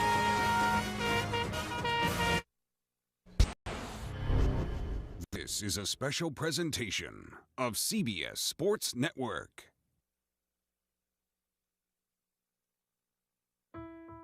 When you look back at the number of guys who were participating on both teams, who went on to the NFL, it lets you know the caliber of play that was actually going on that day. I've heard a lot of stories about people who were supposedly at the game when Wilt Chamberlain scored 100 points. Second for me in my world is the number of people who were at that 1968 game. It's something that they hold in their hearts and in their memories with a lot of pride. All of Black College, all of Black America would be looking at this as being a major event. This was always known as the first and most important because it broke all those barriers down. Black college football is just as good, if not a better story than the Negro baseball leagues. Because of its endurance, it's been around a lot longer, and they continue to be around.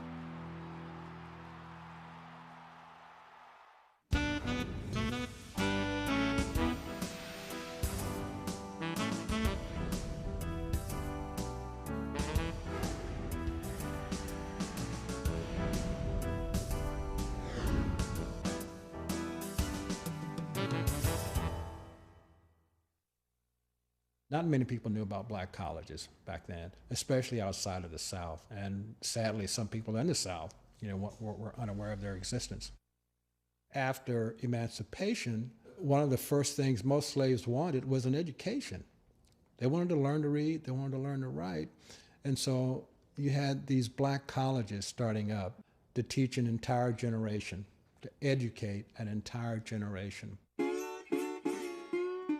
They sprouted up in churches, open fields, and abandoned barns, anywhere a class could be held.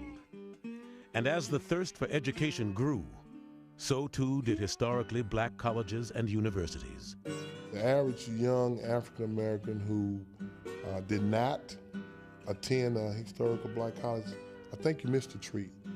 And not only that, but you missed an opportunity to really, really know who you really, really are. And I think that's what Grambling did for us. People go to historically black colleges because they want superior educations and they want the social networks that you get from going to any college. But they're also extremely historical organizations. And so it's a wonderful opportunity for them to just really celebrate that unique history. For students and alumni of historically black colleges and universities, nowhere is that pride more fervently displayed than on fall Saturdays during football season. It was an opportunity for the black community, to come together. And that's what a lot of black college football games are about. It's part church, it's part picnic, it's part R&B concert. And somewhere in there they play a football game.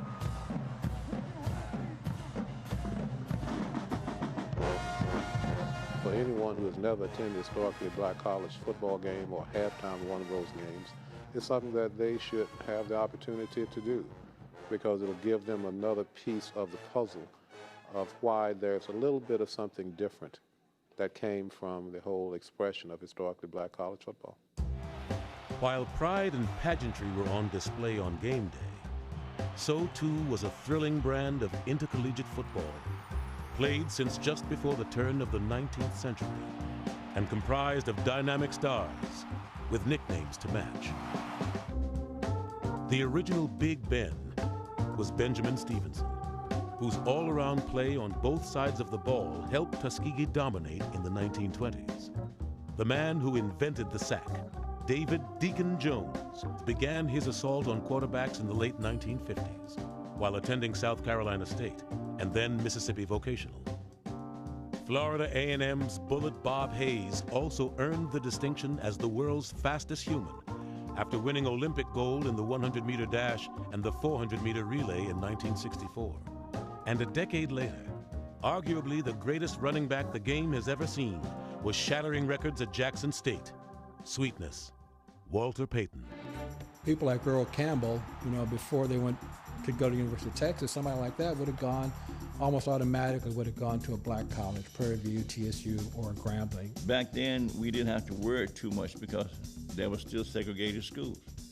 And so the majority of the kids that came to us were kids who came out of segregated high schools. We used to follow Morgan, Tennessee State, Florida A&M, because in many ways we had a lot in common. We were trying to all collectively as a family prove that black college football was as good as any. Because of the NFL being segregated in those early years, the players really had very little option. They could play in kind of semi-pro leagues. There was no professional option in any sport in this country in the early years of Grambling and other HBU's success. But opportunity would knock in 1960 when a new league was formed to rival the NFL. It was called the American Football League, and it was about to challenge the old guard. In order to compete against the National Football League, the American Football League say, look, we need something different, we need speed. Where would they find this kind of talent? So they say, well, look, let's look at those predominant black schools. Let's go into Grambling and see what they got. These schools have their place in their niche. Pro football owes them an enormous debt. And I don't think the AFL could afford its way into merger without its access to the historically black college football teams. It was a win-win relationship. Black college stars helped the AFL succeed, while the AFL provided them the chance to play professionally. By 1966, agreement was reached for the AFL and NFL to merge. It was also growing apparent that one school in particular was setting the standard for developing pro talent. A football factory in the form of a tiny, unknown, and underfunded school thriving in the heart of northern Louisiana.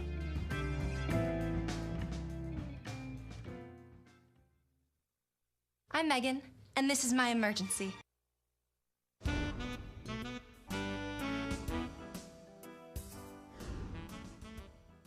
The Grambling history from the 40s to, say, 1980, enormous impact on America in a million ways that maybe parts of America will never know. The Colored Industrial and Agricultural School opened its doors in 1901 to educate the farmers of northern Louisiana. It became Grambling College in 1946 in honor of white sawmill owner P.G. Grambling, who donated the property on which the school was built. The name change was overseen by Grambling's second president, Ralph Waldo Emerson Jones, known affectionately as Prez. Among his many critical contributions, Jones coached Grambling's baseball team, spearheaded the creation of the famed Tigers marching band, and in 1941 hired a new football coach by the name of Eddie Robinson. Eddie did everything. He was a coach, he taught a couple of classes, he lined the football field.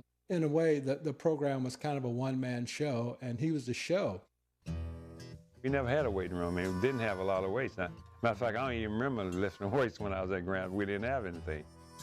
The practice field was just sand mostly. It wasn't in dirt. There wasn't a lot of grass on it, so you did what you had to do. There was a time when they forgot Grambling existed, left it out of the state budget, and told the school, well, do the best you can, work for nothing this year, we'll catch up with you next year.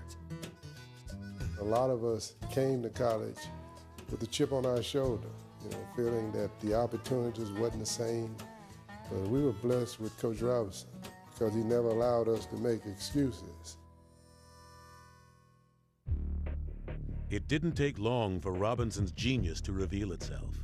In just his second year, he led the Tigers to an undefeated season in which their defense held every opponent scoreless. A pair of 10-win seasons followed in 1945 and 1947, at which time Robinson set his sights on a bigger prize, sending the first player from a black college into an almost completely white NFL. He would need a tank to break through that color barrier, and that's just what he had. Paul Tank Younger had just set an NCAA record with 60 career touchdowns while playing running back, offensive tackle, and linebacker. Robinson helped Tank negotiate a $6,000 free agent contract with the Los Angeles Rams. While Younger waited to board a train for the long journey west, Robinson had a few parting words for his player. So they're standing by the depot. Tank's got the suitcase next to him. And Eddie says, now Tank, you gotta understand, you gotta make it. You gotta make it. You go up and join that team. If you don't make it, we may never have another black kid out of these black schools have any kind of shot. We cannot let them down. You're the gatekeeper. You gotta go up there, you gotta make that team. Can you make it? And Younger looks at him. Younger had a great sense of humor. Younger looks at him and says, Coach, if they're playing volleyball, I can't make a promise. If they're playing football, I'm going to make it. And he did. Tank was the Jackie Robinson for black college football because there had been none before him. You know, some players who had tried but really didn't make it. But Tank came along and made it, you know, right off the bat, and he made it big. And that opened the doors for a lot more black college players. Tank opened the door, and Robinson continued to send players through it, providing an array of future stars and Hall of Famers to the professional ranks. Willie Davis, who had anchored an undefeated Grambling team in 1955, went on to anchor 5 Green Bay Packer championship defenses.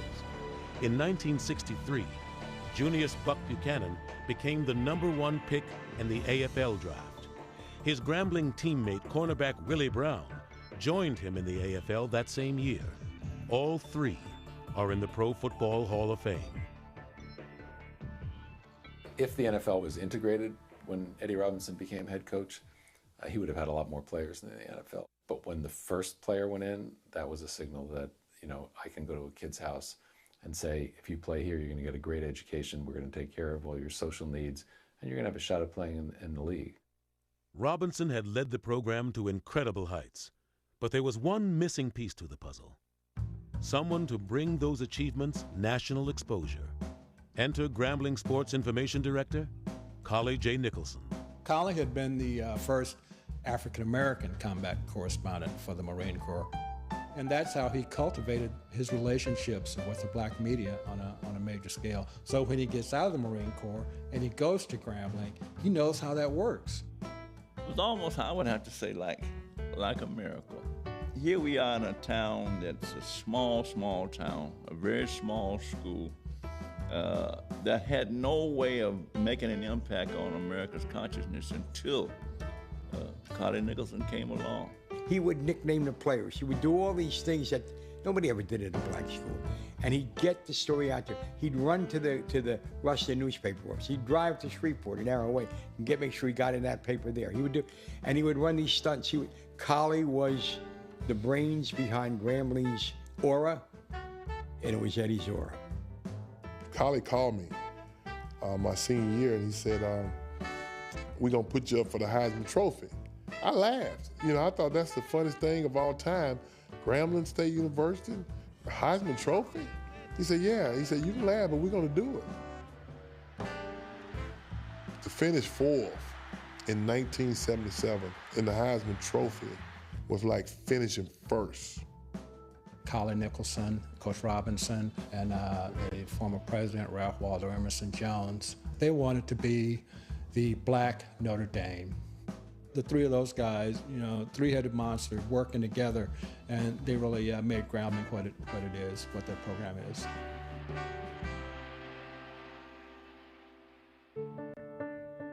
By the late 1960s, Grambling's mystique had grown beyond the confines of Louisiana, or even the South, and into a national spotlight that would propel them all the way to the Big Apple.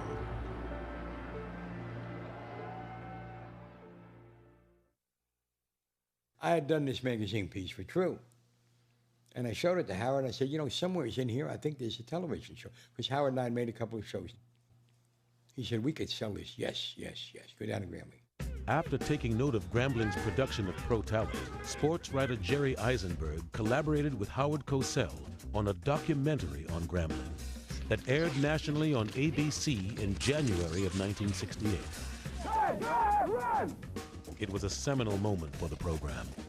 It's just like we tell you, men. You got to be intelligent to play our kind of ball. You're going to have to make the changes, and you got to be ready. That kind of focus had never been given to a black college program.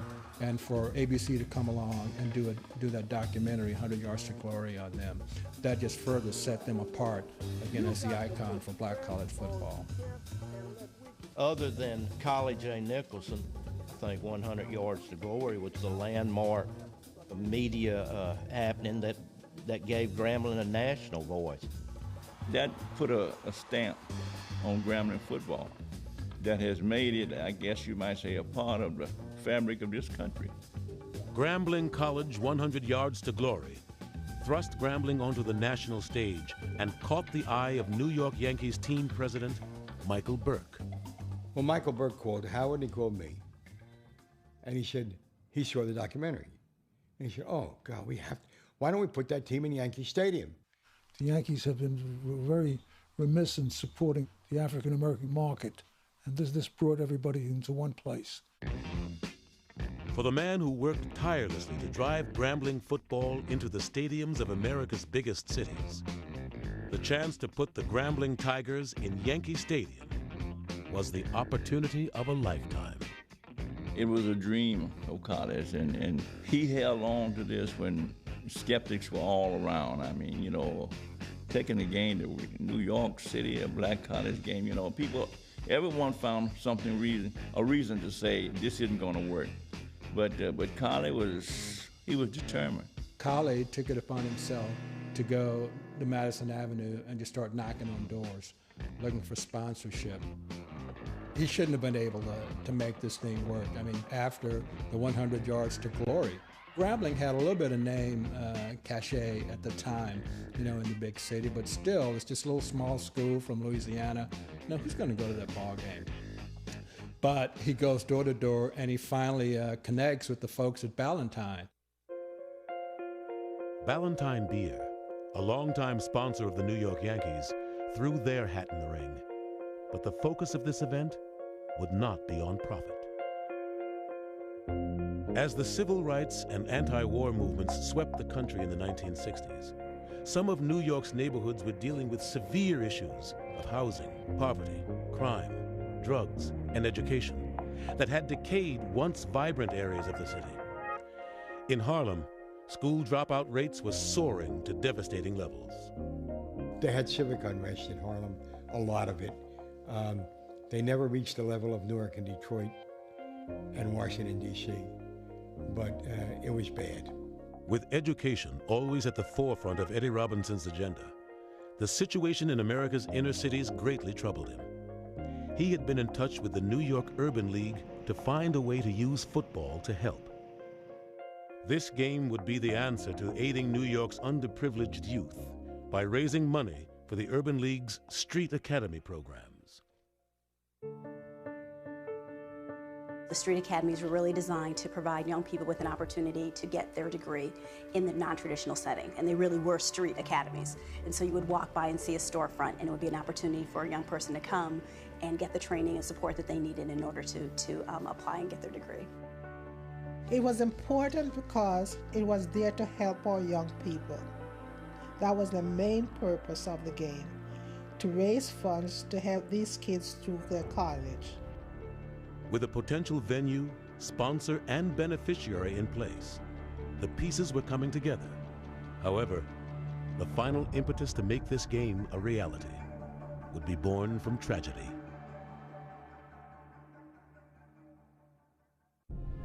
Like so many great pioneers before me, guided only by a dream, I am embarking on a journey of epic proportion. I will travel from sea to shining sea, through amber waves of grain, and I won't stop until I've helped every driver in America save hundreds on car insurance.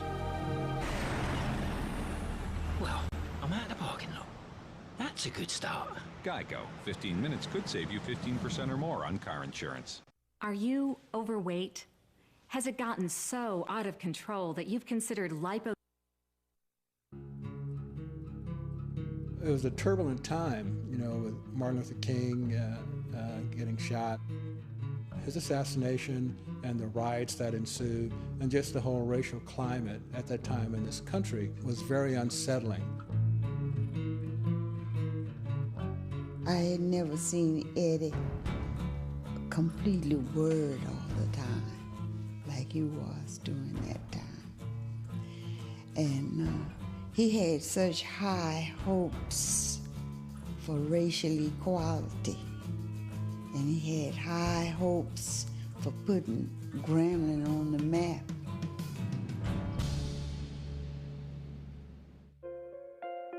In April of 1968, Martin Luther King Jr. was laid to rest in Atlanta, Georgia.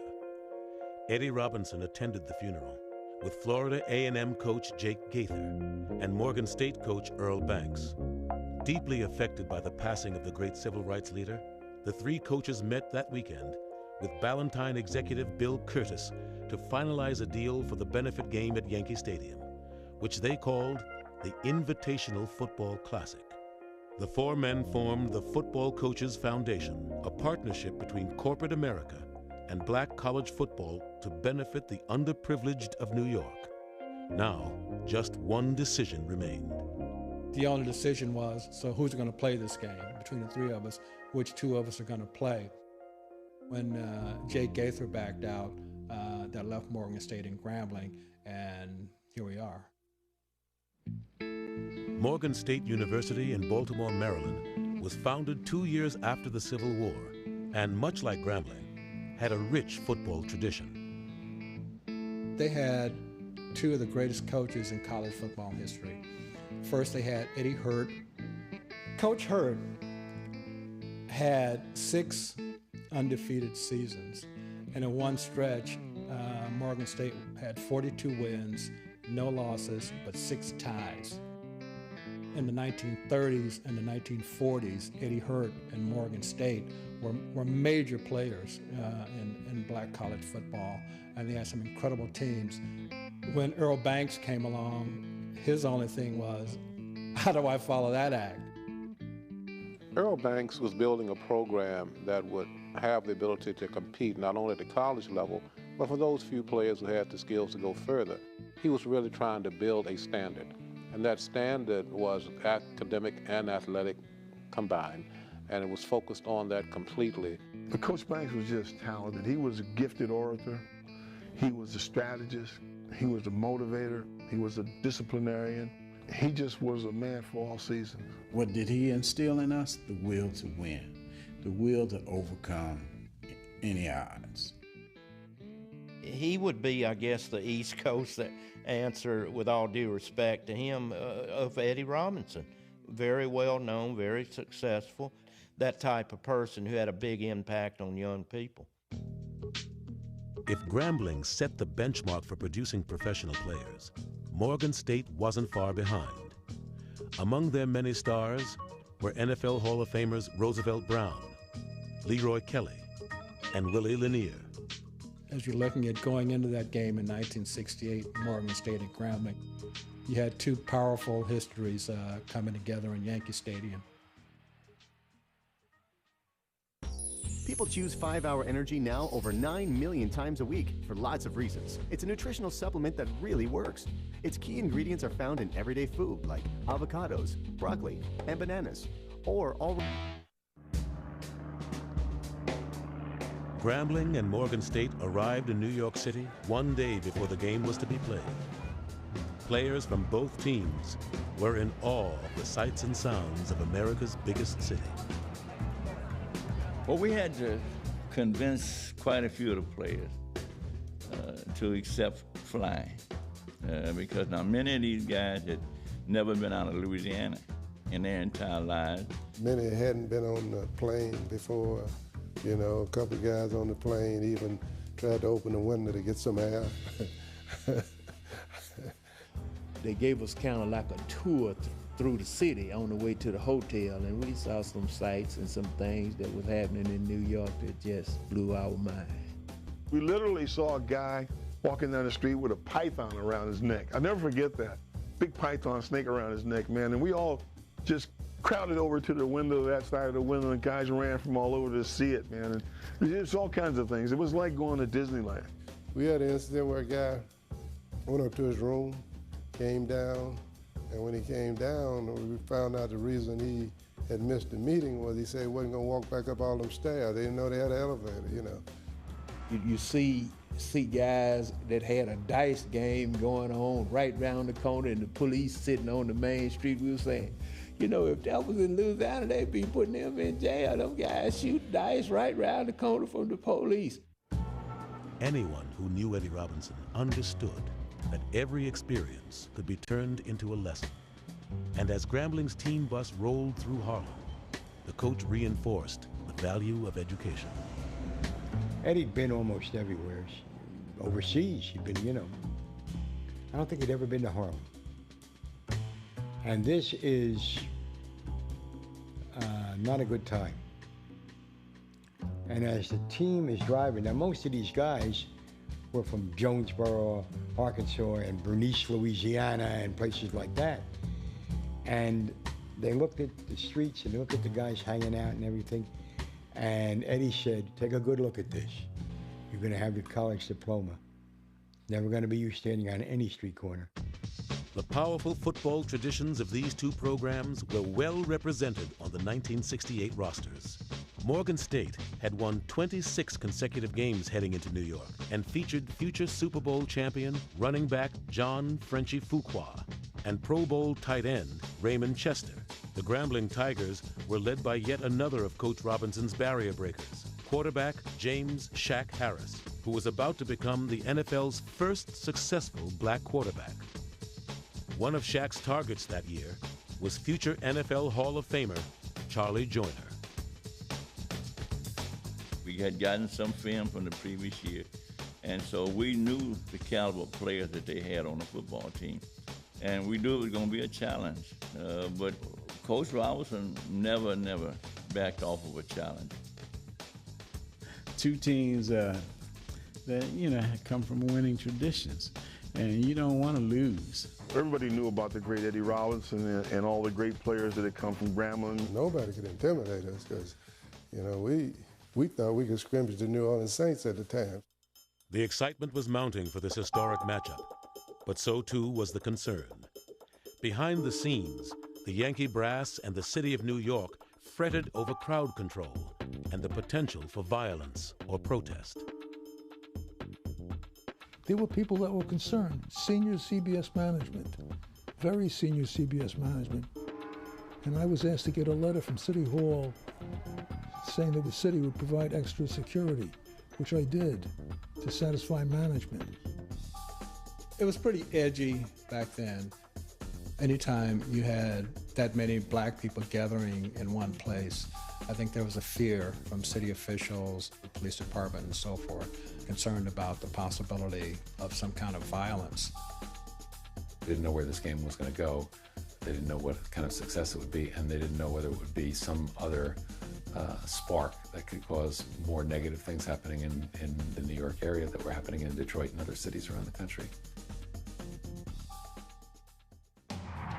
AT&T and Verizon charge you extra for going over 2 gigabytes of data. T-Mobile slows down your data speed. With Sprint, you don't get charged extra and you don't slow down. And you get unlimited data, text, and calling to any mobile for only $79.99. The best unlimited plan wins. Make the most of unlimited data with a brilliant screen on a pencil-thin phone. Introducing the Samsung Galaxy S2 Epic 4G Touch. My name's Jared Shoemaker. This is my wife, Alicia Kay, and we're professional triathletes. And we're going to show you how to transition like the pros. So we have our helmet here already on the bike. Sunglasses are actually already in the helmet too. So all you have to do is put your helmet on, clip it, and you're ready to go. And then you put your sunglasses on once you're out on the road. And then on the bike, we have the gel already taped onto the bike. So basically all you have to do is tear it right off, and then you can eat it while you're out on the road. Next, and I think the coolest part about the way pros do their transition is actually the way we secure our bike shoes.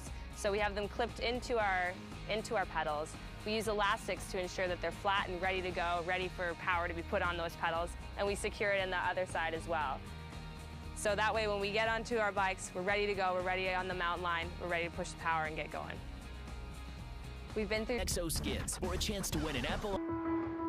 5 months after Martin Luther King Jr.'s death, on a Saturday in late September, a crowd of over 60,000 filled Yankee Stadium to witness the first football contest between two historically black schools played in New York City. I have never seen that many black people going into a stadium in my life. I will never forget when we walked out of that dugout to come out for our pregame warm-up. This wall of noise hit us, you know, and we had never heard this kind of a roar come from a crowd. And I looked up in the stands and I saw all these people. This stand was just filled with people of color. The excitement of just coming out of the locker room, taking the field, sports writers, cameras was everywhere. It was amazing, you know, we were just like, you know, in awe. It was no longer a dream, it was a reality, you know, and it was time to play the game. For Grambling, the magnitude of the moment would not overshadow an unfortunate reality. They were entering the game without their star quarterback, number 14, James "Shaq" Harris, who was nursing an injured ankle. The biggest worry, concern that we had that day was whether Shaq was going to be able to play or not. I went out for the pregame, and I couldn't drop back, couldn't put no weight on it. So that was one of the most disappointing things that ever happened in my career, that I just couldn't play, couldn't start in that game in Yankee Stadium. Things went from bad to worse for the Tigers as the game got underway. On Morgan State's opening possession, quarterback Charles Harrison hit Raymond Chester streaking down the field for a 48-yard touchdown. The Bears jumped to a 7-0 lead. They threw the ball, and for me, it was just, God let me catch it, you know, and then, you know, I could run. And so I wasn't worried about being caught, you know, once I caught it, and it just worked out that way. The biggest thing I remember about that play, it wasn't on my side, it was on the other side. Everybody was still kind of jittery and kind of getting the feel of the game itself. And they sort of set us back on our heels when they scored as quickly as they did, you see. It was an eye-opener and a shocker at the same time, let you know that they had come to play.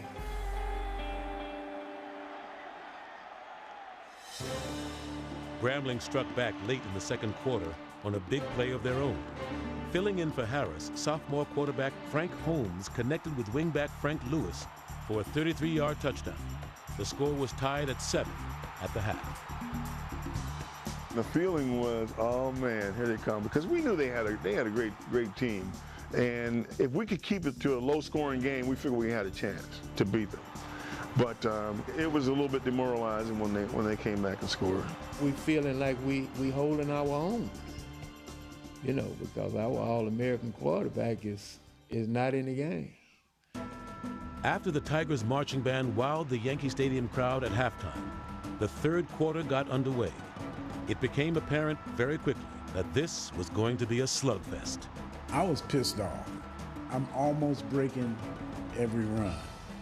Somebody's always grabbing a shoe, a heel. There's always one more. The Bears kept mostly to the ground with their backfield duo of John Fuqua and George Knock, gaining 138 rushing yards on the day. But the defenses would not relent, and the score remained tied early into the fourth quarter. Coach Banks had a way of elevating the situation to a point of just urgency. He could motivate people in a way that is rare. With 10 minutes to play and Grambling punting deep in their own territory, Raymond Chester was about to change the game again, this time on the defensive side. When I went in on a punt return team, I just decided I was going to block the kick. And I just went back there and leaped up and boom, blocked the kick. The ball rolled through Grambling's end zone for a safety, putting Morgan State in the lead, 9-7. As the game went on and I started warming up, you know, I just started asking him to let me try a series. You know, just let me try one. He had been badgering us all through the game, saying that he thought he could go. He said, if you give me a chance, I think I can move us down there and we can score. We saw then that we weren't going to get in with the present guy we had, and so we put James in. Grambling's star quarterback was clearly hobbling, and his first 5 passes were incomplete. But suddenly the offense started to click, and the Tigers began to march. He comes in limping, and then he proceeded to march down the field, throwing the ball like throwing darts. You know, and I don't think we particularly played any what they call a prevent defense, but it felt like it was prevent defense because they just marched straight down the field. When he came in the huddle, It was almost just like a new day, you know, that he's here. And they immediately began to think, well, we're going to go ahead and get this thing over and get a score and win it. One thing I felt, if I can get back in the pocket and I can set my feet, I knew I had a good offensive line. I really wasn't concerned about them getting to me. So I had a lot of confidence. It's just a matter of being able to hobble back. With a well-orchestrated balance of run and pass, the Tigers chewed up the clock and drove to the Morgan State 10-yard line, setting up a 1st and goal with 1:20 to play. Crowd was going crazy, and by this time, you know, everybody was pretty tired, you know, because it was toward the end of the game, and we were just, you know, desperate to hold on. After a 2-yard loss on 1st down, Grambling went to the air, and Harris found Lewis cutting to the end zone. The ref signaled him down at the 1-yard line. I think we'll go to our grave,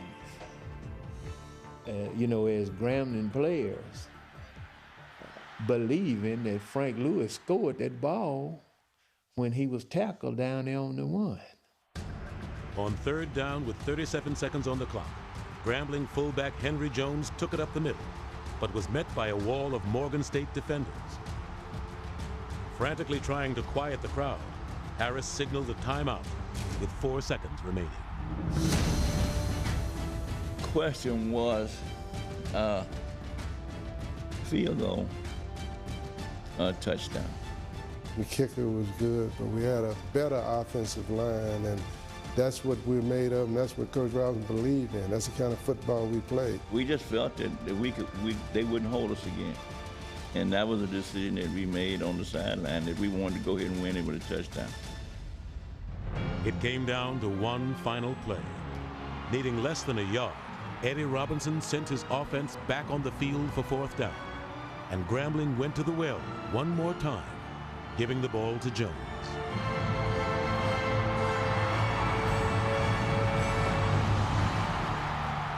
We thought we got in. We thought we got in. The players on the field thought we got in, but the officials said we didn't get in. It was one of those things that you just refuse to lose, and you don't know how you're going to come out of this, but you got to come out of this on top. It was a great game, and we got to give Morgan a lot of credit, because they didn't hold us 1 down, they held us 4 down. Football experts asked the question many times about the field goal, but I think when you're talking about the greatest coach to ever live, all you ask him to do is call the plays he believed in and what we practice. We practiced that play 1,000 times, and we've been in that situation.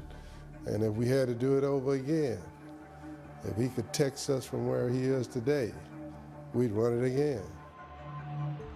Yeah, he took the heat, but I think he slept well that night, knowing that, hey, I did the best, felt good about it, didn't work out, let's move on. We have a game next week. I really think that's the way he looked at it. Grambling probably had a better team than we had, okay? And it was proven out in games after that. You know, we never beat them again. We just were, you know, on a mission that day, and I think we were inspired. I think we played a little more inspired football than Grambling did.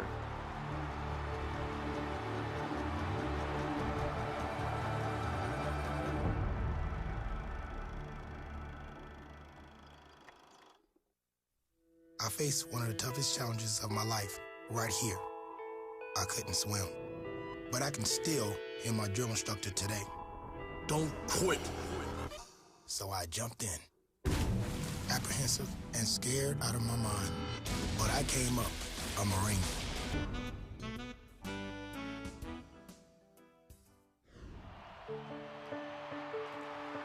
The game was definitely a statement about being black in America. I mean, for me, I sometimes compare it to, you know, white people had Woodstock, black people had this game, and they were both love-ins. One of the things that it did is it showed America that HBCU played good football and that they had outstanding athletes. It was an opportunity for people to see the cultural significance of a historically black college and university. It was also a time for the individuals here in the city to come and celebrate themselves and to come to a truly terrific game. I was in the mezzanine when the game ended, and I was going back to my office, and down one of the ramps, somebody started to sing, "We Shall Overcome." Everybody started to sing, "We Shall Overcome." It was absolutely a moving moment. I'll never forget it. For the Yankee Stadium crowd, it was a captivating, prideful, and historic moment. And for all involved, the inaugural Classic was an enormous success, with every ticket sold and a television airing that Saturday night on WCBS in New York. The game raised over $200,000 for the New York Urban League's educational initiatives and cast an important spotlight on historically black college football. It just goes to show how much the black community was starving for a showcase, you know, that type of ball playing, and they would have supported it every time, every year. It was like lighting a fuse and, hey, let's go to another city. And once it got caught on, other cities and their stadiums all but begged to have Grambling come in. They saw it as a money maker. The Grambling football team and band went on to entertain across the country and even across the globe, playing the first ever collegiate football game in Japan in 1976. But the football classics were more than entertainment. They put black college stars on display for pro scouts to see. None of us had ever played anything like that. 60-some thousand people in Yankee Stadium. It gave us exposure that many of us used to catapult us into professional careers. NFL and AFL teams would draft an astonishing 31 players who were on the field that day in the Bronx in 1968. Black college football and its exceptional athletes could no longer be ignored. Schools across the country, even those in the segregated South, began to recruit from the same talent pool. In a twist of irony, that trend toward integration would undermine black college football's own level of excellence. Once, particularly the southern schools, started to integrate, it became increasingly difficult to recruit the caliber kid that we had been able to recruit before. Resources were more plentiful. Facilities were normally much better.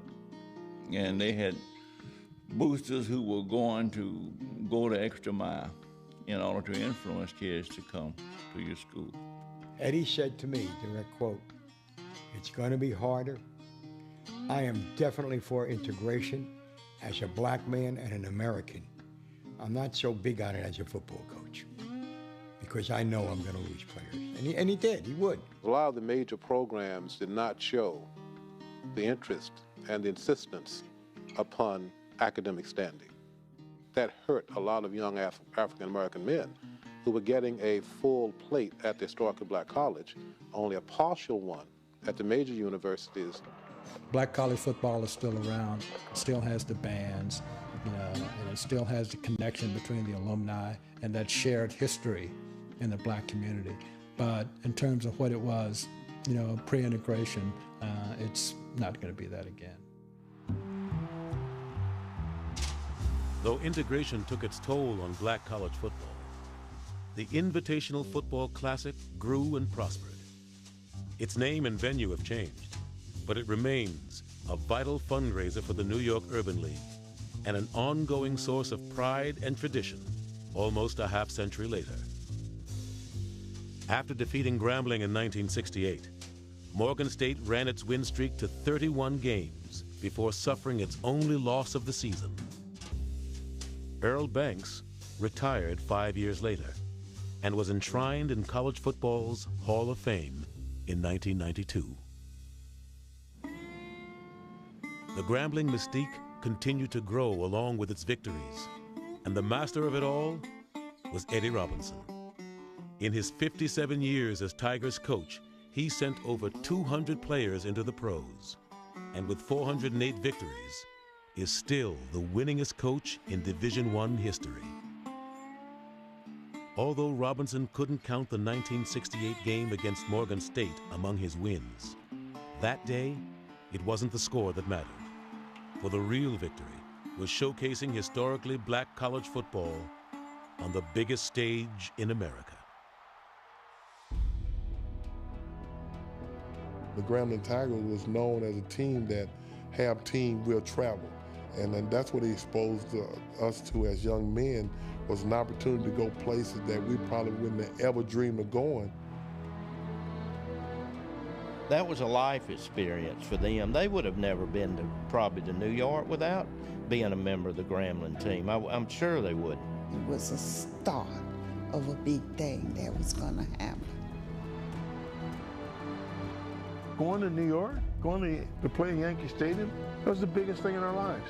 If this game failed, there wouldn't have been a second game. There wouldn't be other national events involving HBCUs across the country that still exist to this day. It overwhelms me when people talk about it with pride, and it just makes me really happy to be part of the tradition.